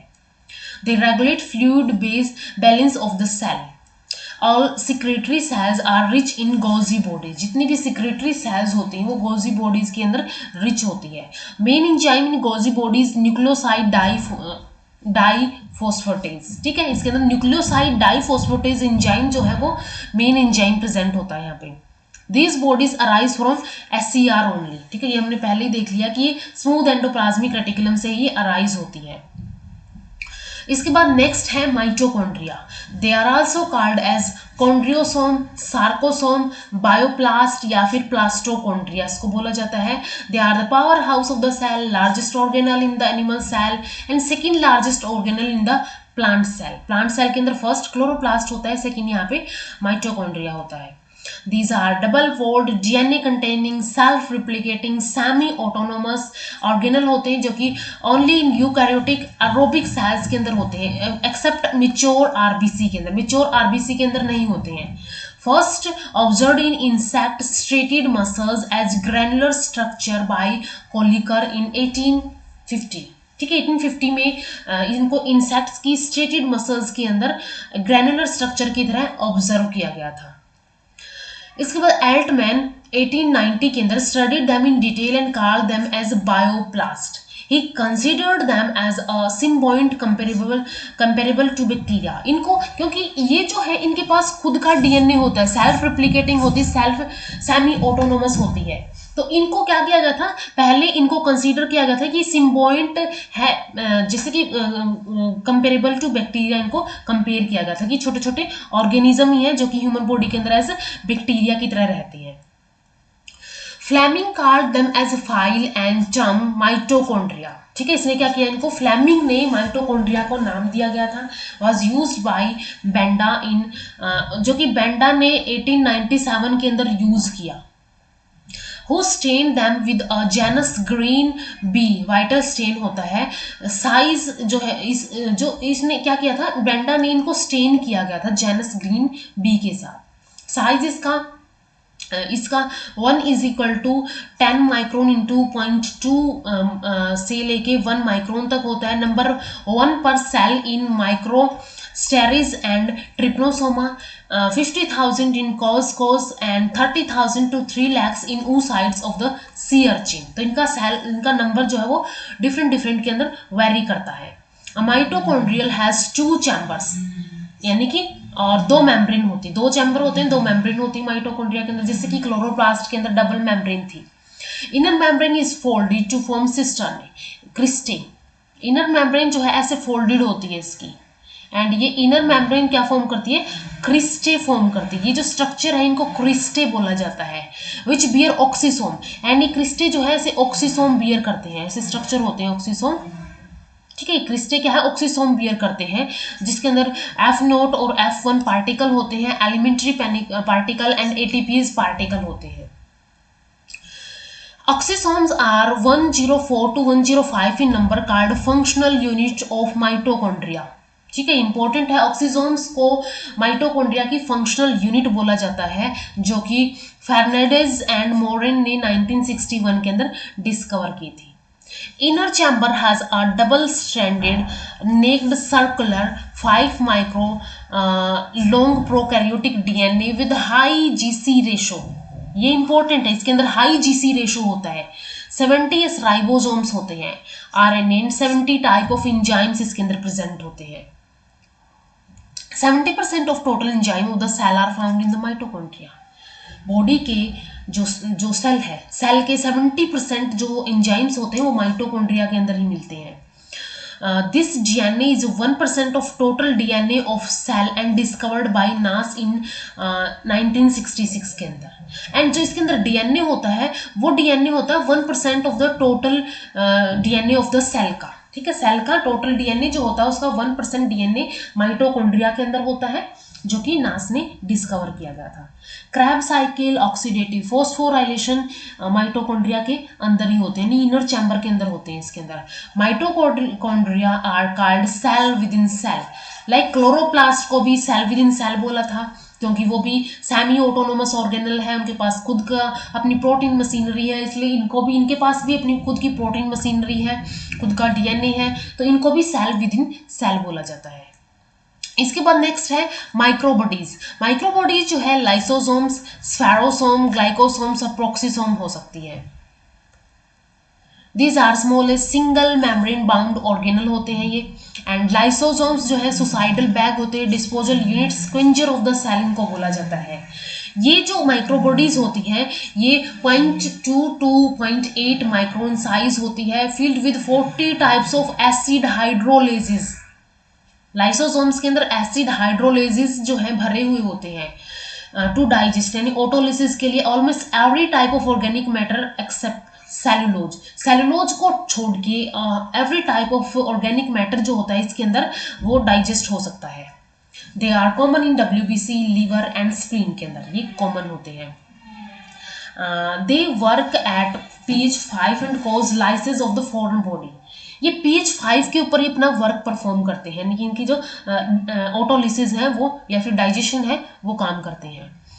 नेविकोफ 1956 ने ऑब्जर्व किया था इनको अंडर ट्रांसमिशन इलेक्ट्रॉन माइक्रोस्कोप के अंडर। दे शो प्लियोमॉर्फिज्म और पॉलीमॉर्फिज्म, यानी कि एक ही चीज की डिफरेंट डिफरेंट टाइप की शेप हो सकती है। इनके अंदर 4 टाइप होते हैं ऐसे प्लियोमॉर्फिज्म के अंदर। प्राइमरी लाइसोसोम जिनको स्टोरेज ग्रैन्यूल बोला जाता है, इनके अंदर इनएक्टिव एंजाइम्स होते हैं। सेकेंडरी लाइसोसोम्स जिनको हेट्रोफैगोसोम बोला जाता है, एंड इनको डाइजेस्टिव विक्यूल्स बोला जाता है या फिर फैगोलाइसोसोम बोला जाता है। ये डाइजेशन करते हैं जिसको हेट्रोफैगी बोलते हैं, ठीक है। सेकेंडरी लाइसोसोम हो गया। टर्सरी लाइसोसोम्स, रेजिडियल बॉडीज और टीलोलाइसोसोम्स इनको बोला जाता है। remove waste by e-phagy from cell by acting as squinger or disposal unit। Tertiary lysosomes क्या करते हैं, स्क्विंजर की तरह एक्ट करते हैं, ई-फैगी करते हैं, जो भी मटेरियल होगा उसको, जो भी वेस्ट होगा उसको एनग्लफ करके उनको उसको डिस्पोज कर देंगे ये। एंड ऑटोफैगिक वैक्यूल्स जो होते हैं इनको साइटोलाइसोसोम्स और ऑटोफैगोसोम्स बोला जाता है। और complex lysosomes and digest old injured dead cells and tissue to keep cell healthy। Autolysis और ऑटो डाइजेशन इसके अंदर होता है, ठीक है। ऑटोलिसिस होगा एंड ऑटो डाइजेशन होगा, यानी कि जो भी डाइजेस्ट इंजर्ड डेड सेल है, डेब्रिस है, उस सबको ये क्या कर लेंगे, उसकी ऑटोफैगी कर देंगे, यानी कि उसको क्या कर देंगे, ये ऑटो डाइजेशन कर देंगे।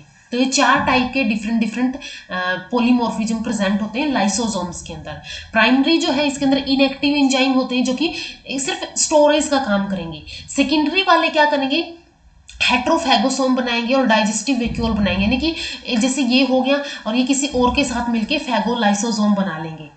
एंड नेक्स्ट टर्सरी लाइसोसोम क्या करेंगे, ये रेजिडल बॉडीज और टीलोलाइसोसोम होते हैं जो कि ई-फैगी के थ्रू या फिर स्क्विंजिंग का काम करते हैं। एंड ऑटोफैगिक वैक्यूल जो होते हैं जो कि क्वार्टनरी वैक्यूल्स होंगे, क्वार्टनरी लाइसोसोम्स होंगे, ये ऑटोलिसिस और ऑटो डाइजेशन का काम करते हैं। ओल्ड इंजर्ड डेड सेल्स को ऑटोलिसिस कर देते हैं या फिर उनको ऑटो डाइजेस्ट कर लेते हैं। Autophagy is the digestion of stored food, ठीक है। ऑटोफैगी के अंदर क्या होता है, जो स्टोर्ड फूड था लाइक ग्लाइकोजन, फैट, प्रोटीन्स, उनका क्या होगा, यहाँ पे ऑटोलिसिस होगा, उनका डाइजेशन होगा during starvation to provide energy. Thus autophagy has no role in scavenging, और इसका स्क्वेंजिंग के अंदर कोई रोल नहीं होता है। इफ लाइसोसोम ब्रस्ट, अगर लाइसोसोम ब्रस्ट हो जाता है, release their enzyme, the entire cell is digested and liquefied. तो पूरी की पूरी सेल के अंदर जो इसके अंदर एसिड हाइड्रोलिसिस होते हैं जिनका pH भी 5 होता है, वो सारी सेल को क्या कर देंगे, डाइजेस्ट कर देंगे या फिर लिक्विफाइड कर देंगे, और इसको ऑटोलिसिस बोला जाता है। इसके बाद ओस्टियोक्लास्ट जो कि क्या करेंगे, बोन्स को डाइजेस्ट करती है। रिच इन लाइसोसोम, ये लाइसोसोम के अंदर रिच होती है। Plant cell lack lysosome except neurospora, neurospora के अंदर प्रेजेंट होते हैं lysosomes. Root tip of maize, yeast and seed of pea and cotton इनके अंदर प्रेजेंट होते हैं, बाकी प्लांट सेल्स के अंदर ये मोस्टली एब्सेंट होते हैं। Lack of lysosome cause Pompe disease, ठीक है, पोम्बे डिजीज जो है ये कॉज कर सकता है lack of lysosome. They are also involve in the disease such as Tay Sachs disease syndrome जो होता है, रूमेटिड आर्थराइटिस, ये भी क्या होती है, ऑटो इम्यून डिजीज होती है, ठीक है, ये भी ऑटो इम्यून डिजीज होगी जो कि लाइसोसोम्स के साथ एसोसिएटेड होती है। इसके बाद टाइप ऑफ माइक्रोबॉडीज, ठीक है, माइक्रोबॉडीज कौन कौन सी टाइप की होंगी, इसके अंदर सोगेरी साइंस आता है जिसकी प्लांट्स लाइसोसोम होते हैं, जो कि हाइड्रोलिटिक एंजाइम से भरी होती है फॉर फैट सिंथेसिस के लिए। Highly refractile and rich in fat होती है, 90% एक इनके अंदर फैट होता है। And black stain with Sudan 3 and osmium tetroxide के साथ ये स्टेन हो जाती है। These are evident in endosperm of oily seeds, ठीक है, एंडोस्पर्म जो होती है ऑयली सीड्स के अंदर फैट बहुत ज्यादा होता है तो उनके अंदर ये एविडेंट होती है। ट्रांसोसोम्स जो होते हैं ट्रिपल लेयर्स बाउंडेड ऑर्गेनल होते हैं, ठीक है, ये हमने देखा था कि triple layer bounded organelle transosomes होते हैं। ये होते हैं organelle in ovary follicle cells of birds, help in yolk formation, ठीक है, ये योक फॉर्मेशन के अंदर हेल्प करते हैं। इसके बाद है लोमासोम्स आर ये कैसे होती है, बॉर्डर बॉडीज होती हैं, बॉर्डर बॉडीज होती है between cell wall and cell membrane, ठीक है, ये बॉडीज जो होती है cell wall and cell membrane के अंदर प्रेजेंट होती हैं। एंड कॉमनली ये प्रेजेंट होती है फंजाई के अंदर, जो कि डिस्कवर की थी मूरे ने एंड मैक एलिस्टर ने 1961 के अंदर। Help in cell proliferation and elongation for diffusion of substances required in the cell wall formation, ठीक है, ये क्या कर देती है, सेल वॉल फॉर्मेशन के अंदर हेल्प करती है। कैसे हेल्प करती है, सेल प्रोलिफरेशन एंड इलोंगेशन जो होता है डिफ्यूजन ऑफ सब्सटेंसेस के लिए, उसको ये क्या कर देती है, उसके अंदर ये हेल्प करती है, जो कि सेल वॉल फॉर्मेशन में हेल्प करती है, तो इनडायरेक्टली सेल वॉल फॉर्मेशन के अंदर हेल्प करती है। प्रोक्सीसोम्स जिनको यूरिकोसोम्स बोला जाता है are microbodies containing enzyme for peroxide formation, जो कि प्रोक्साइड फॉर्मेशन के लिए एंजाइम्स कंटेन करके रखती है peroxisomes. Catalase and peroxidase are largest and smallest enzyme found in peroxisomes. In plants, they do photorespiration in C3 plants. Stolbert 1972 के अंदर इसने डिस्कवर किया था, प्लांट्स के अंदर फोटो रेस्पिरेशन होती है C3 प्लांट्स के अंदर। In animals they take part in lipid synthesis, beta oxidation of fatty acids, ठीक है, ये जो है ये किसमें हेल्प करते हैं, ये हेल्प करते हैं लिपिड सिंथेसिस के अंदर।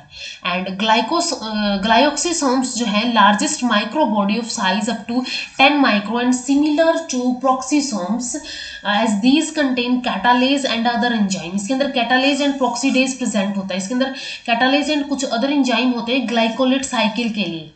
एक मॉडिफाइड क्रैब साइकिल होती है जिसके अंदर जो भी फैट होते हैं वो कार्बोहाइड्रेट्स के अंदर कन्वर्ट कर दिए जाते हैं, ठीक है, जब जिस टाइम पे जर्मिनेशन होती है, ठीक है, सीड जर्मिनेशन होती है, उस टाइम पे जितने भी फैट स्टोर्ड होंगे तो फैट क्या कर दिए जाएंगे, कार्बोहाइड्रेट के अंदर कन्वर्ट कर दिए जाएंगे दिस ग्लाइकोऑक्सीसोम्स के थ्रू।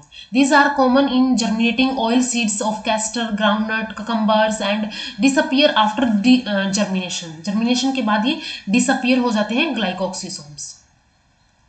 इसके बाद नेक्स्ट है सेंट्रियोज। सेंट्रियोज जो होते हैं यहाँ पे दे आर माइन्यूट सब माइक्रोस्कोपिक सब सिलेंड्रिकल स्ट्रक्चर्स होते हैं, 300 to 500 नैनोमीटर इन लेंथ होते हैं, then they have 150 nanometer diameter and usually occur in pairs, जिसको डिप्लोसोम्स बोलते हैं, ठीक है, पेयर्स के अंदर होते हैं, इनको डिप्लोसोम्स बोलते हैं। इनसाइड स्पेशलाइज्ड फाइब्रस साइटोप्लाज्म, जिसको सेंट्रोस्फीयर बोलते हैं, यहाँ पे ऐसे सेंट्रोस्फीयर प्रेजेंट होगा एंड उसके अंदर ये क्या प्रेजेंट होंगे, ऐसे ये प्रेजेंट होते हैं डिप्लोसोम की तरह।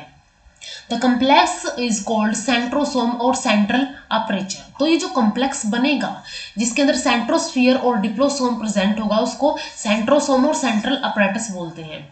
Each centriole has a role of 9 triplet fibril with a interconnection amongst adjacent triplets जिसको CA linkers बोलते हैं, as well as with a central hub through spokes। ठीक है, ऐसे central hub spokes प्रेजेंट होगी जिसके थ्रू ये ऐसे जुड़े हुए होते हैं। तो ट्रिपलेट फिब्रिल जो है बाहर की तरफ होते हैं ऐसे ट्रिपलेट फिब्रिल, एंड इसके बाद इंटरकनेक्शन होते हैं एडजेसेंट ट्रिपलेट के बीच में, जैसे कि ये हो गया A B C। नेक्स्ट यहाँ पे ऐसे 3 प्रेजेंट है तो A B C। तो जो C है वो A के साथ ऐसे जुड़ता है एंड CA लिंकर कोज करते हैं, CA लिंकर फॉर्म करते हैं। They show 0+9 organization. ठीक है, 0+9 ऑर्गेनाइजेशन ये शो करते हैं। तो इनके अंदर 9 जो है अराउंड प्रेजेंट होते हैं ये, एंड 0 इसके अंदर बीच में प्रेजेंट होता है। Centriole are surrounded by mesoles or nucleating center or pericentriolar satellite for the formation of new centrioles। अब नए सेंट्रियो कहाँ से बनेंगे, इनके पास ऐसे मेस्यूल्स प्रेजेंट होते हैं, छोटे छोटे ऐसे बर्ड लाइक स्ट्रक्चर प्रेजेंट होते हैं, न्यूक्लियोटिक सेंटर होते हैं जिनको पेरीसेंट्रियोलर सैटेलाइट्स बोला जाता है, एंड ये न्यू सेंट्रियोल्स की फॉर्मेशन करने में हेल्प करते हैं। Centrioles are required to form basal body, cilia, flagella and spindle poles. ठीक है, इन सब में क्या होते हैं, सेंट्रियोल्स रिक्वायर्ड होते हैं फॉर्म करने के लिए। दे occur in most of animal cell except some protozoans, protista like amoeba, common in flagellate forms in many green algae, bryophytes, pteridophytes and cycads। ठीक है, तो ये क्या होते हैं, मोस्ट ऑफ एनिमल्स के अंदर प्रेजेंट होते हैं except some protozoans, protista and कुछ एल्गी के अंदर छोड़ के सबके अंदर प्रेजेंट होंगे। Centrioles are rich in tubulin और एटीपी। ट्यूबिलिन एंड एटीपी के अंदर ये रिच होते हैं। Centrioles are basically locomotory structures होते हैं। ठीक है, लोकोमोटरी स्ट्रक्चर्स होते हैं। They role in cell division to form spindle is secondary. ठीक है, प्राइमरी रोल इसका लोकोमोटरी होता है एंड सेल डिवीजन के टाइम पे स्पिंडल की फॉर्मेशन भी करते हैं ये। या फिर ये जो सेंट्रियोल्स होते हैं, जो स्पम्स के सेंट्रियोल होते हैं, वो क्या करते हैं, जब क्लीवेज होती है, यानी कि जाइगोट बनने के बाद जब फर्स्ट क्लीवेज होती है उसमें स्पिंडल फॉर्मेशन करके वहां पे भी ये हेल्प करते हैं। बेसल बॉडीज और बेसल ग्रेन्यूल्स और ब्लेफेरोप्लास्ट इनको बोला जाता है, are micro cylinders that lie between the plasmalemma at the base of the flagella and cilia. ठीक है, basal bodies and basal granules क्या होते हैं, ये प्लाज्मा लेमा यानी प्लाज्मा मेम्ब्रेन के बेस पे प्रेजेंट होते हैं at the base of cilia and flagella. Cilia and flagella क्या प्रेजेंट है, ऐसे बेस के ऊपर प्रेजेंट है, तो इनके भी बेस के ऊपर क्या प्रेजेंट होता है, यहाँ पे बेसल बॉडीज और बेसल ग्रेन्यूल्स प्रेजेंट होती है। एंड सेंट्रियोल के एग्जैक्ट सिमिलर ही इनका स्ट्रक्चर होता है। इसके बाद सीलिया and flagella. Cilia and flagella जो होते हैं माइक्रोट्यूबुलर विब्रेटाइल प्रोटोप्लाज्मिक प्रोसेसेस होते हैं, जो कि एंगलमैन ने स्टडी की थी। 4 पार्ट्स होते हैं, एक इसके अंदर बेसल बॉडी होता है, बेस से प्रेजेंट होगा, रूटलेट होते हैं, बेसल प्लेट एंड शाफ्ट इसके अंदर प्रेजेंट होती है। Shaft contain an external membrane जिसको एक्सटेंशन और प्लाज्मा लेमा बोला जाता है, semi fluid matrix and an axoneme. Axoneme has 9 peripheral doublet fibrils and 2 central singlet fibril. 2 central ऐसे होंगे एंड 9 डबलेट होंगे। ठीक है, 9 डबलेट में ऐसे होंगे, दो के डबलेट 9 बट प्रेजेंट होंगे। तो इस वे में ये फॉर्म करते हैं 9+2 fibrillar organization. At the peripheral doublet fibril, the interconnected by CA linker। ये जो पेरिफ्री वाले हैं ये अगेन क्या है, CA लिंकर से कनेक्टेड होते हैं ऑफ प्रोटीन नेक्सिन। सब fibre A of each doublet has 2 bent arm. ठीक है, ये जो सब फाइबर ए है इसके पास ऐसे 2 बेंट आर्म मिलेंगी। ठीक है, 2 बेंट आर्म इसके अंदर मिलेगी। The outer one has a hook, और जिसकी अंदर बाहर वाली होगी उसके पास एक हुक मिलेगा। The central fibril and side arms of सब फाइबर ए। ठीक है, जो सब फाइबर ए की हमने बात की थी, are made up of dynein protein. ये डाइनिन प्रोटीन की बनी होती है विद एटीपीएस एक्टिविटी इनके अंदर प्रेजेंट होती है। तो सेंट्रल फिब्रिल एंड जो सब फाइबर ए है वो क्या होते हैं, डाइनिन प्रोटीन के बने होते हैं, इनके अंदर एटीपीएस एक्टिविटी होती है। सीलिया सोर्टर होते हैं as compare to flagella, more numerous होते हैं and have sweeping and pendular movement होती है and beat in a coordinated rhythmic movement show करते हैं ये। इसके बाद नेक्स्ट है vacuoles. Vacuoles in plants were reported by Spallanzani. Spallanzani ने रिपोर्ट किया था प्लांट्स के अंदर। They are non cytoplasmic fluid filled lifeless sacs होते हैं which are separated from cytoplasm by a membrane called tonoplast. तो विक्यूल्स की एक मेम्ब्रेन होती है जिसको टोनोप्लास्ट बोलते हैं। इसके अंदर सैप वैक्यूल होता है। दे इनक्लोज सैप और वाटर विच डिजोल्व इनऑर्गेनिक और ऑर्गेनिक सब्सटेंसेस। इसके अंदर क्या प्रेजेंट होता है, इसके अंदर सैप प्रेजेंट होती है जिसको सैप वैक्यूल बोलते हैं। एंड इस सैप वैक्यूल के अंदर organic and inorganic substances dissolve होते हैं वाटर के अंदर। A mature plant cell has a single large central vacuole. Mature plant cell के अंदर central occupied large vacuole होता है and animal cell के अंदर numerous small sap vacuole that maintain osmotic pressure. Animal cell के अंदर छोटे छोटे बहुत सारे प्रेजेंट होते हैं। Cell sap is slightly acidic and contains acids and esters, phenols, organic acids जैसे कि acetic and formic acid, enzymes, tannins, crystals and pigments इनके अंदर प्रेजेंट होते हैं। तो सेल सैप के अंदर क्या होगा, यहाँ पे ये एसिडिक होती है, इसके अंदर एसिड्स होते हैं, एस्टर्स होते हैं, फिनोल्स होते हैं, ऑर्गेनिक एसिड्स होते हैं, इंजाइम्स होते हैं, टैनिन क्रिस्टल होते हैं एंड पिगमेंट्स प्रेजेंट होते हैं। Contractile vacuole, they occur in some simple freshwater forms like amoeba, paramecium, chlamydomonas. इनके अंदर ये contractile vacuole देखने को मिलते हैं and they pick up water from surrounding cytoplasm. ठीक है, जो जैसे ये सेल होगी इसके अंदर जो ये वैक्यूल है सराउंडिंग साइटोप्लाज्म से वाटर को क्या करेगा, पिकअप करेगा, एक्सपेंड डायस्टोल यानी कि एक्सपेंड करेगा या फिर कोलैप्स करेगा, सिस्टोल करेगा टू थ्रो वाटर आउटसाइड। वापस ये जब ये वाटर इसने अपटेक किया तब ये एक्सपेंड कर गया और वाटर जब ये कोलैप्स हो जाएगा तो वाटर क्या कर देगा, आउटसाइड बाहर इसको थ्रो कर देगा। Contractile vacuoles perform osmo regulation and excretion. तो ये हेल्प करते हैं ऑस्मो रेगुलेशन मेंटेन करने में। ठीक है, कॉन्ट्रैक्टाइल वैक्यूल जो है ये ऑस्मो रेगुलेशन मेंटेन करने में एंड एक्सक्रीशन के अंदर हेल्प करते हैं। इसके बाद गैस वैक्यूल्स जिनको सूडो वैक्यूल्स बोला जाता है, इनको एयर वैक्यूल्स भी बोला जाता है कि कुछ प्रोकैरियोट्स के अंदर ही प्रेजेंट होते हैं and store metabolic gases and take part in buoyancy regulation के अंदर ये हेल्प करते हैं। तो जो मेटाबॉलिज्म से मेटाबॉलिक गैसेस प्रोड्यूस होंगे उनको स्टोर कर लेते हैं एंड बायंसी मेंटेन करके रखते हैं। इसके बाद नेक्स्ट है न्यूक्लियस।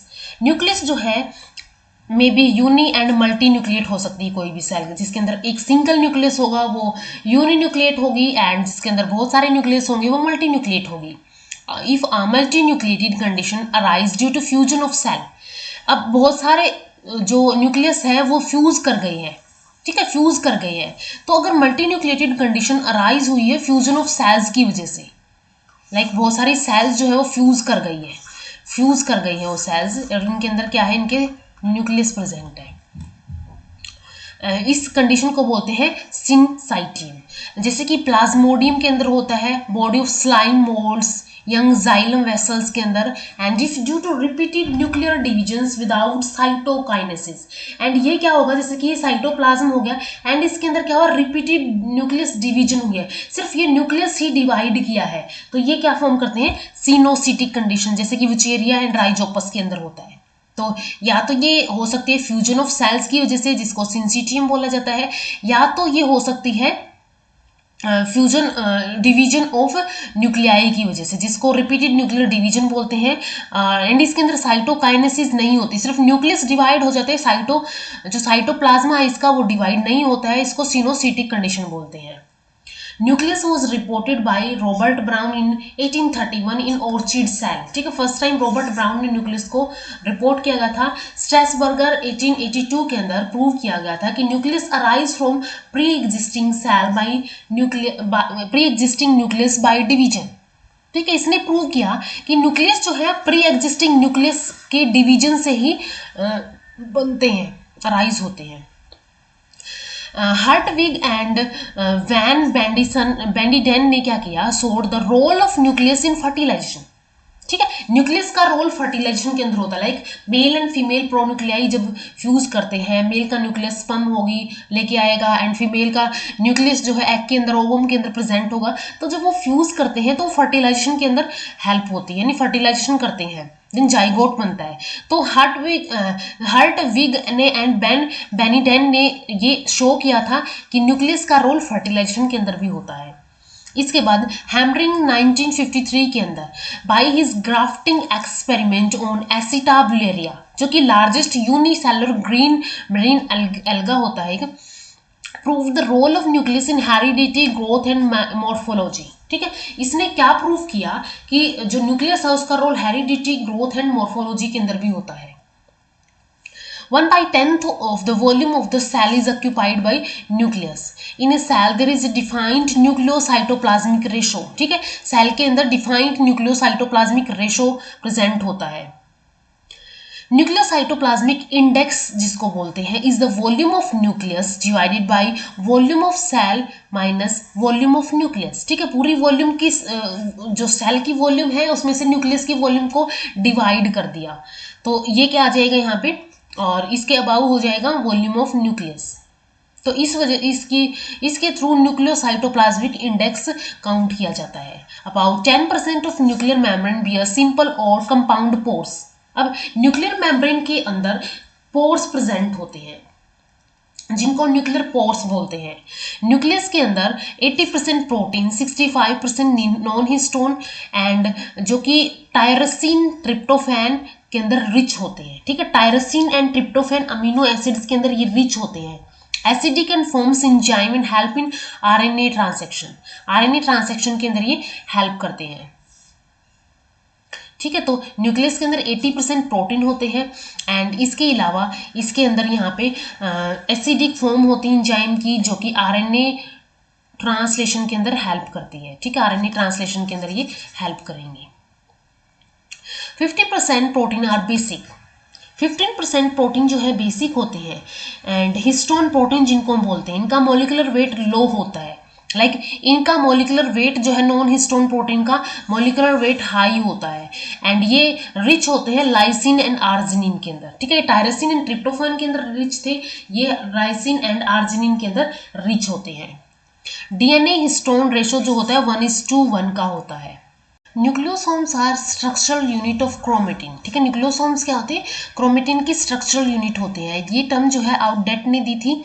एंड न्यूक्लियोसोम एक ओक्टामर प्रोटीन होता है, एक ओक्टामर हिस्टोन प्रोटीन होता है एंड जिसके अंदर 8 कोर ऑफ 8 मॉलिक्यूल होते हैं हिस्टोन प्रोटीन्स के, जिसके अंदर से to each of H2A, H2B, H3 and H4 के बने होते हैं। ठीक है, दो इनके होते हैं।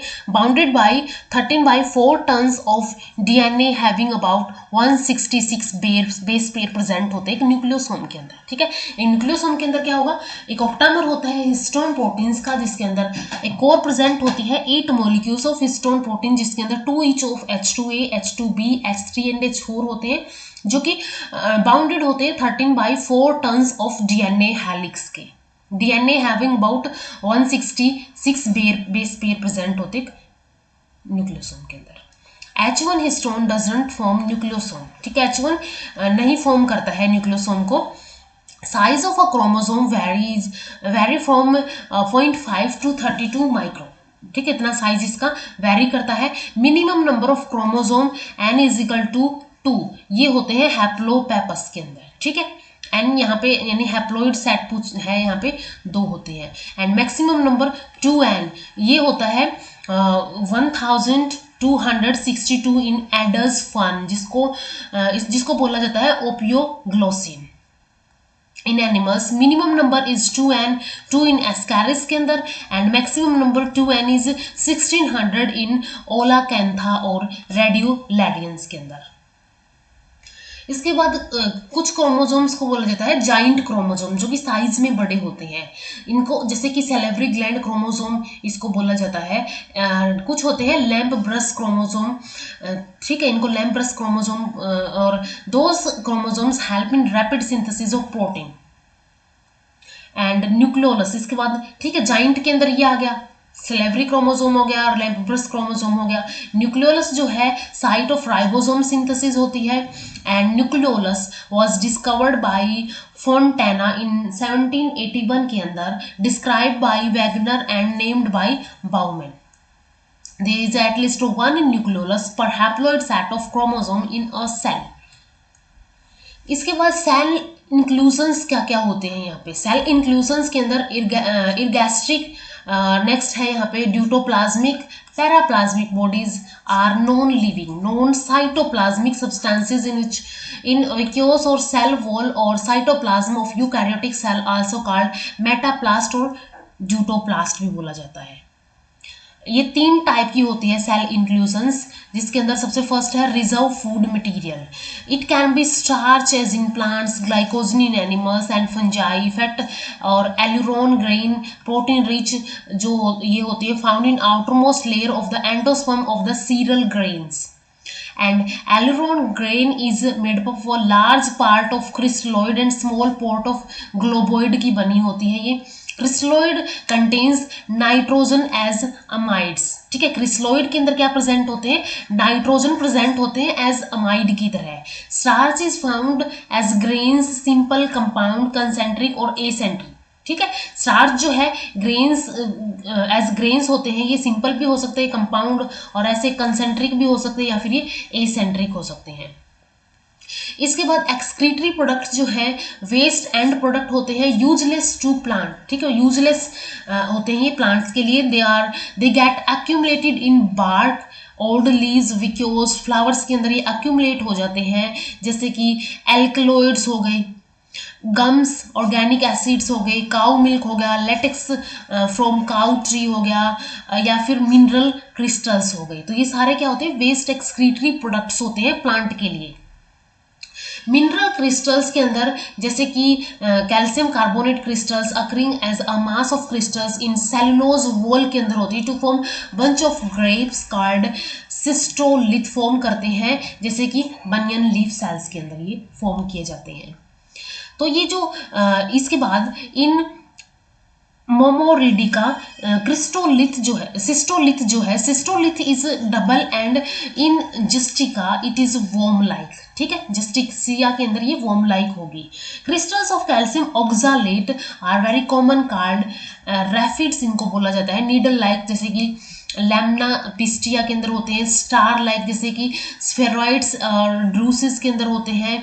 एग्जाम्पल्स जैसे कि कोलकेसिया और Nerium, prism like onion scales और crystal sand in Atropa.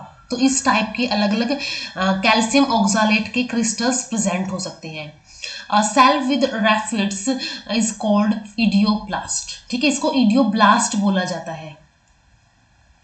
Silica on margin of leaves of grasses, ठीक है। सिलिका जो है, जो लीव्स की मार्जिन होती है, जैसे ग्रासेस की लीव्स की मार्जिन होती है, वहां पे सिलिका भी मिलती है। सिक्रेटरी प्रोडक्ट्स के अंदर जैसे कि they are useful to plants, pigment, nectar, essential oils या फिर एंजाइम्स ये कंटेन करते हैं।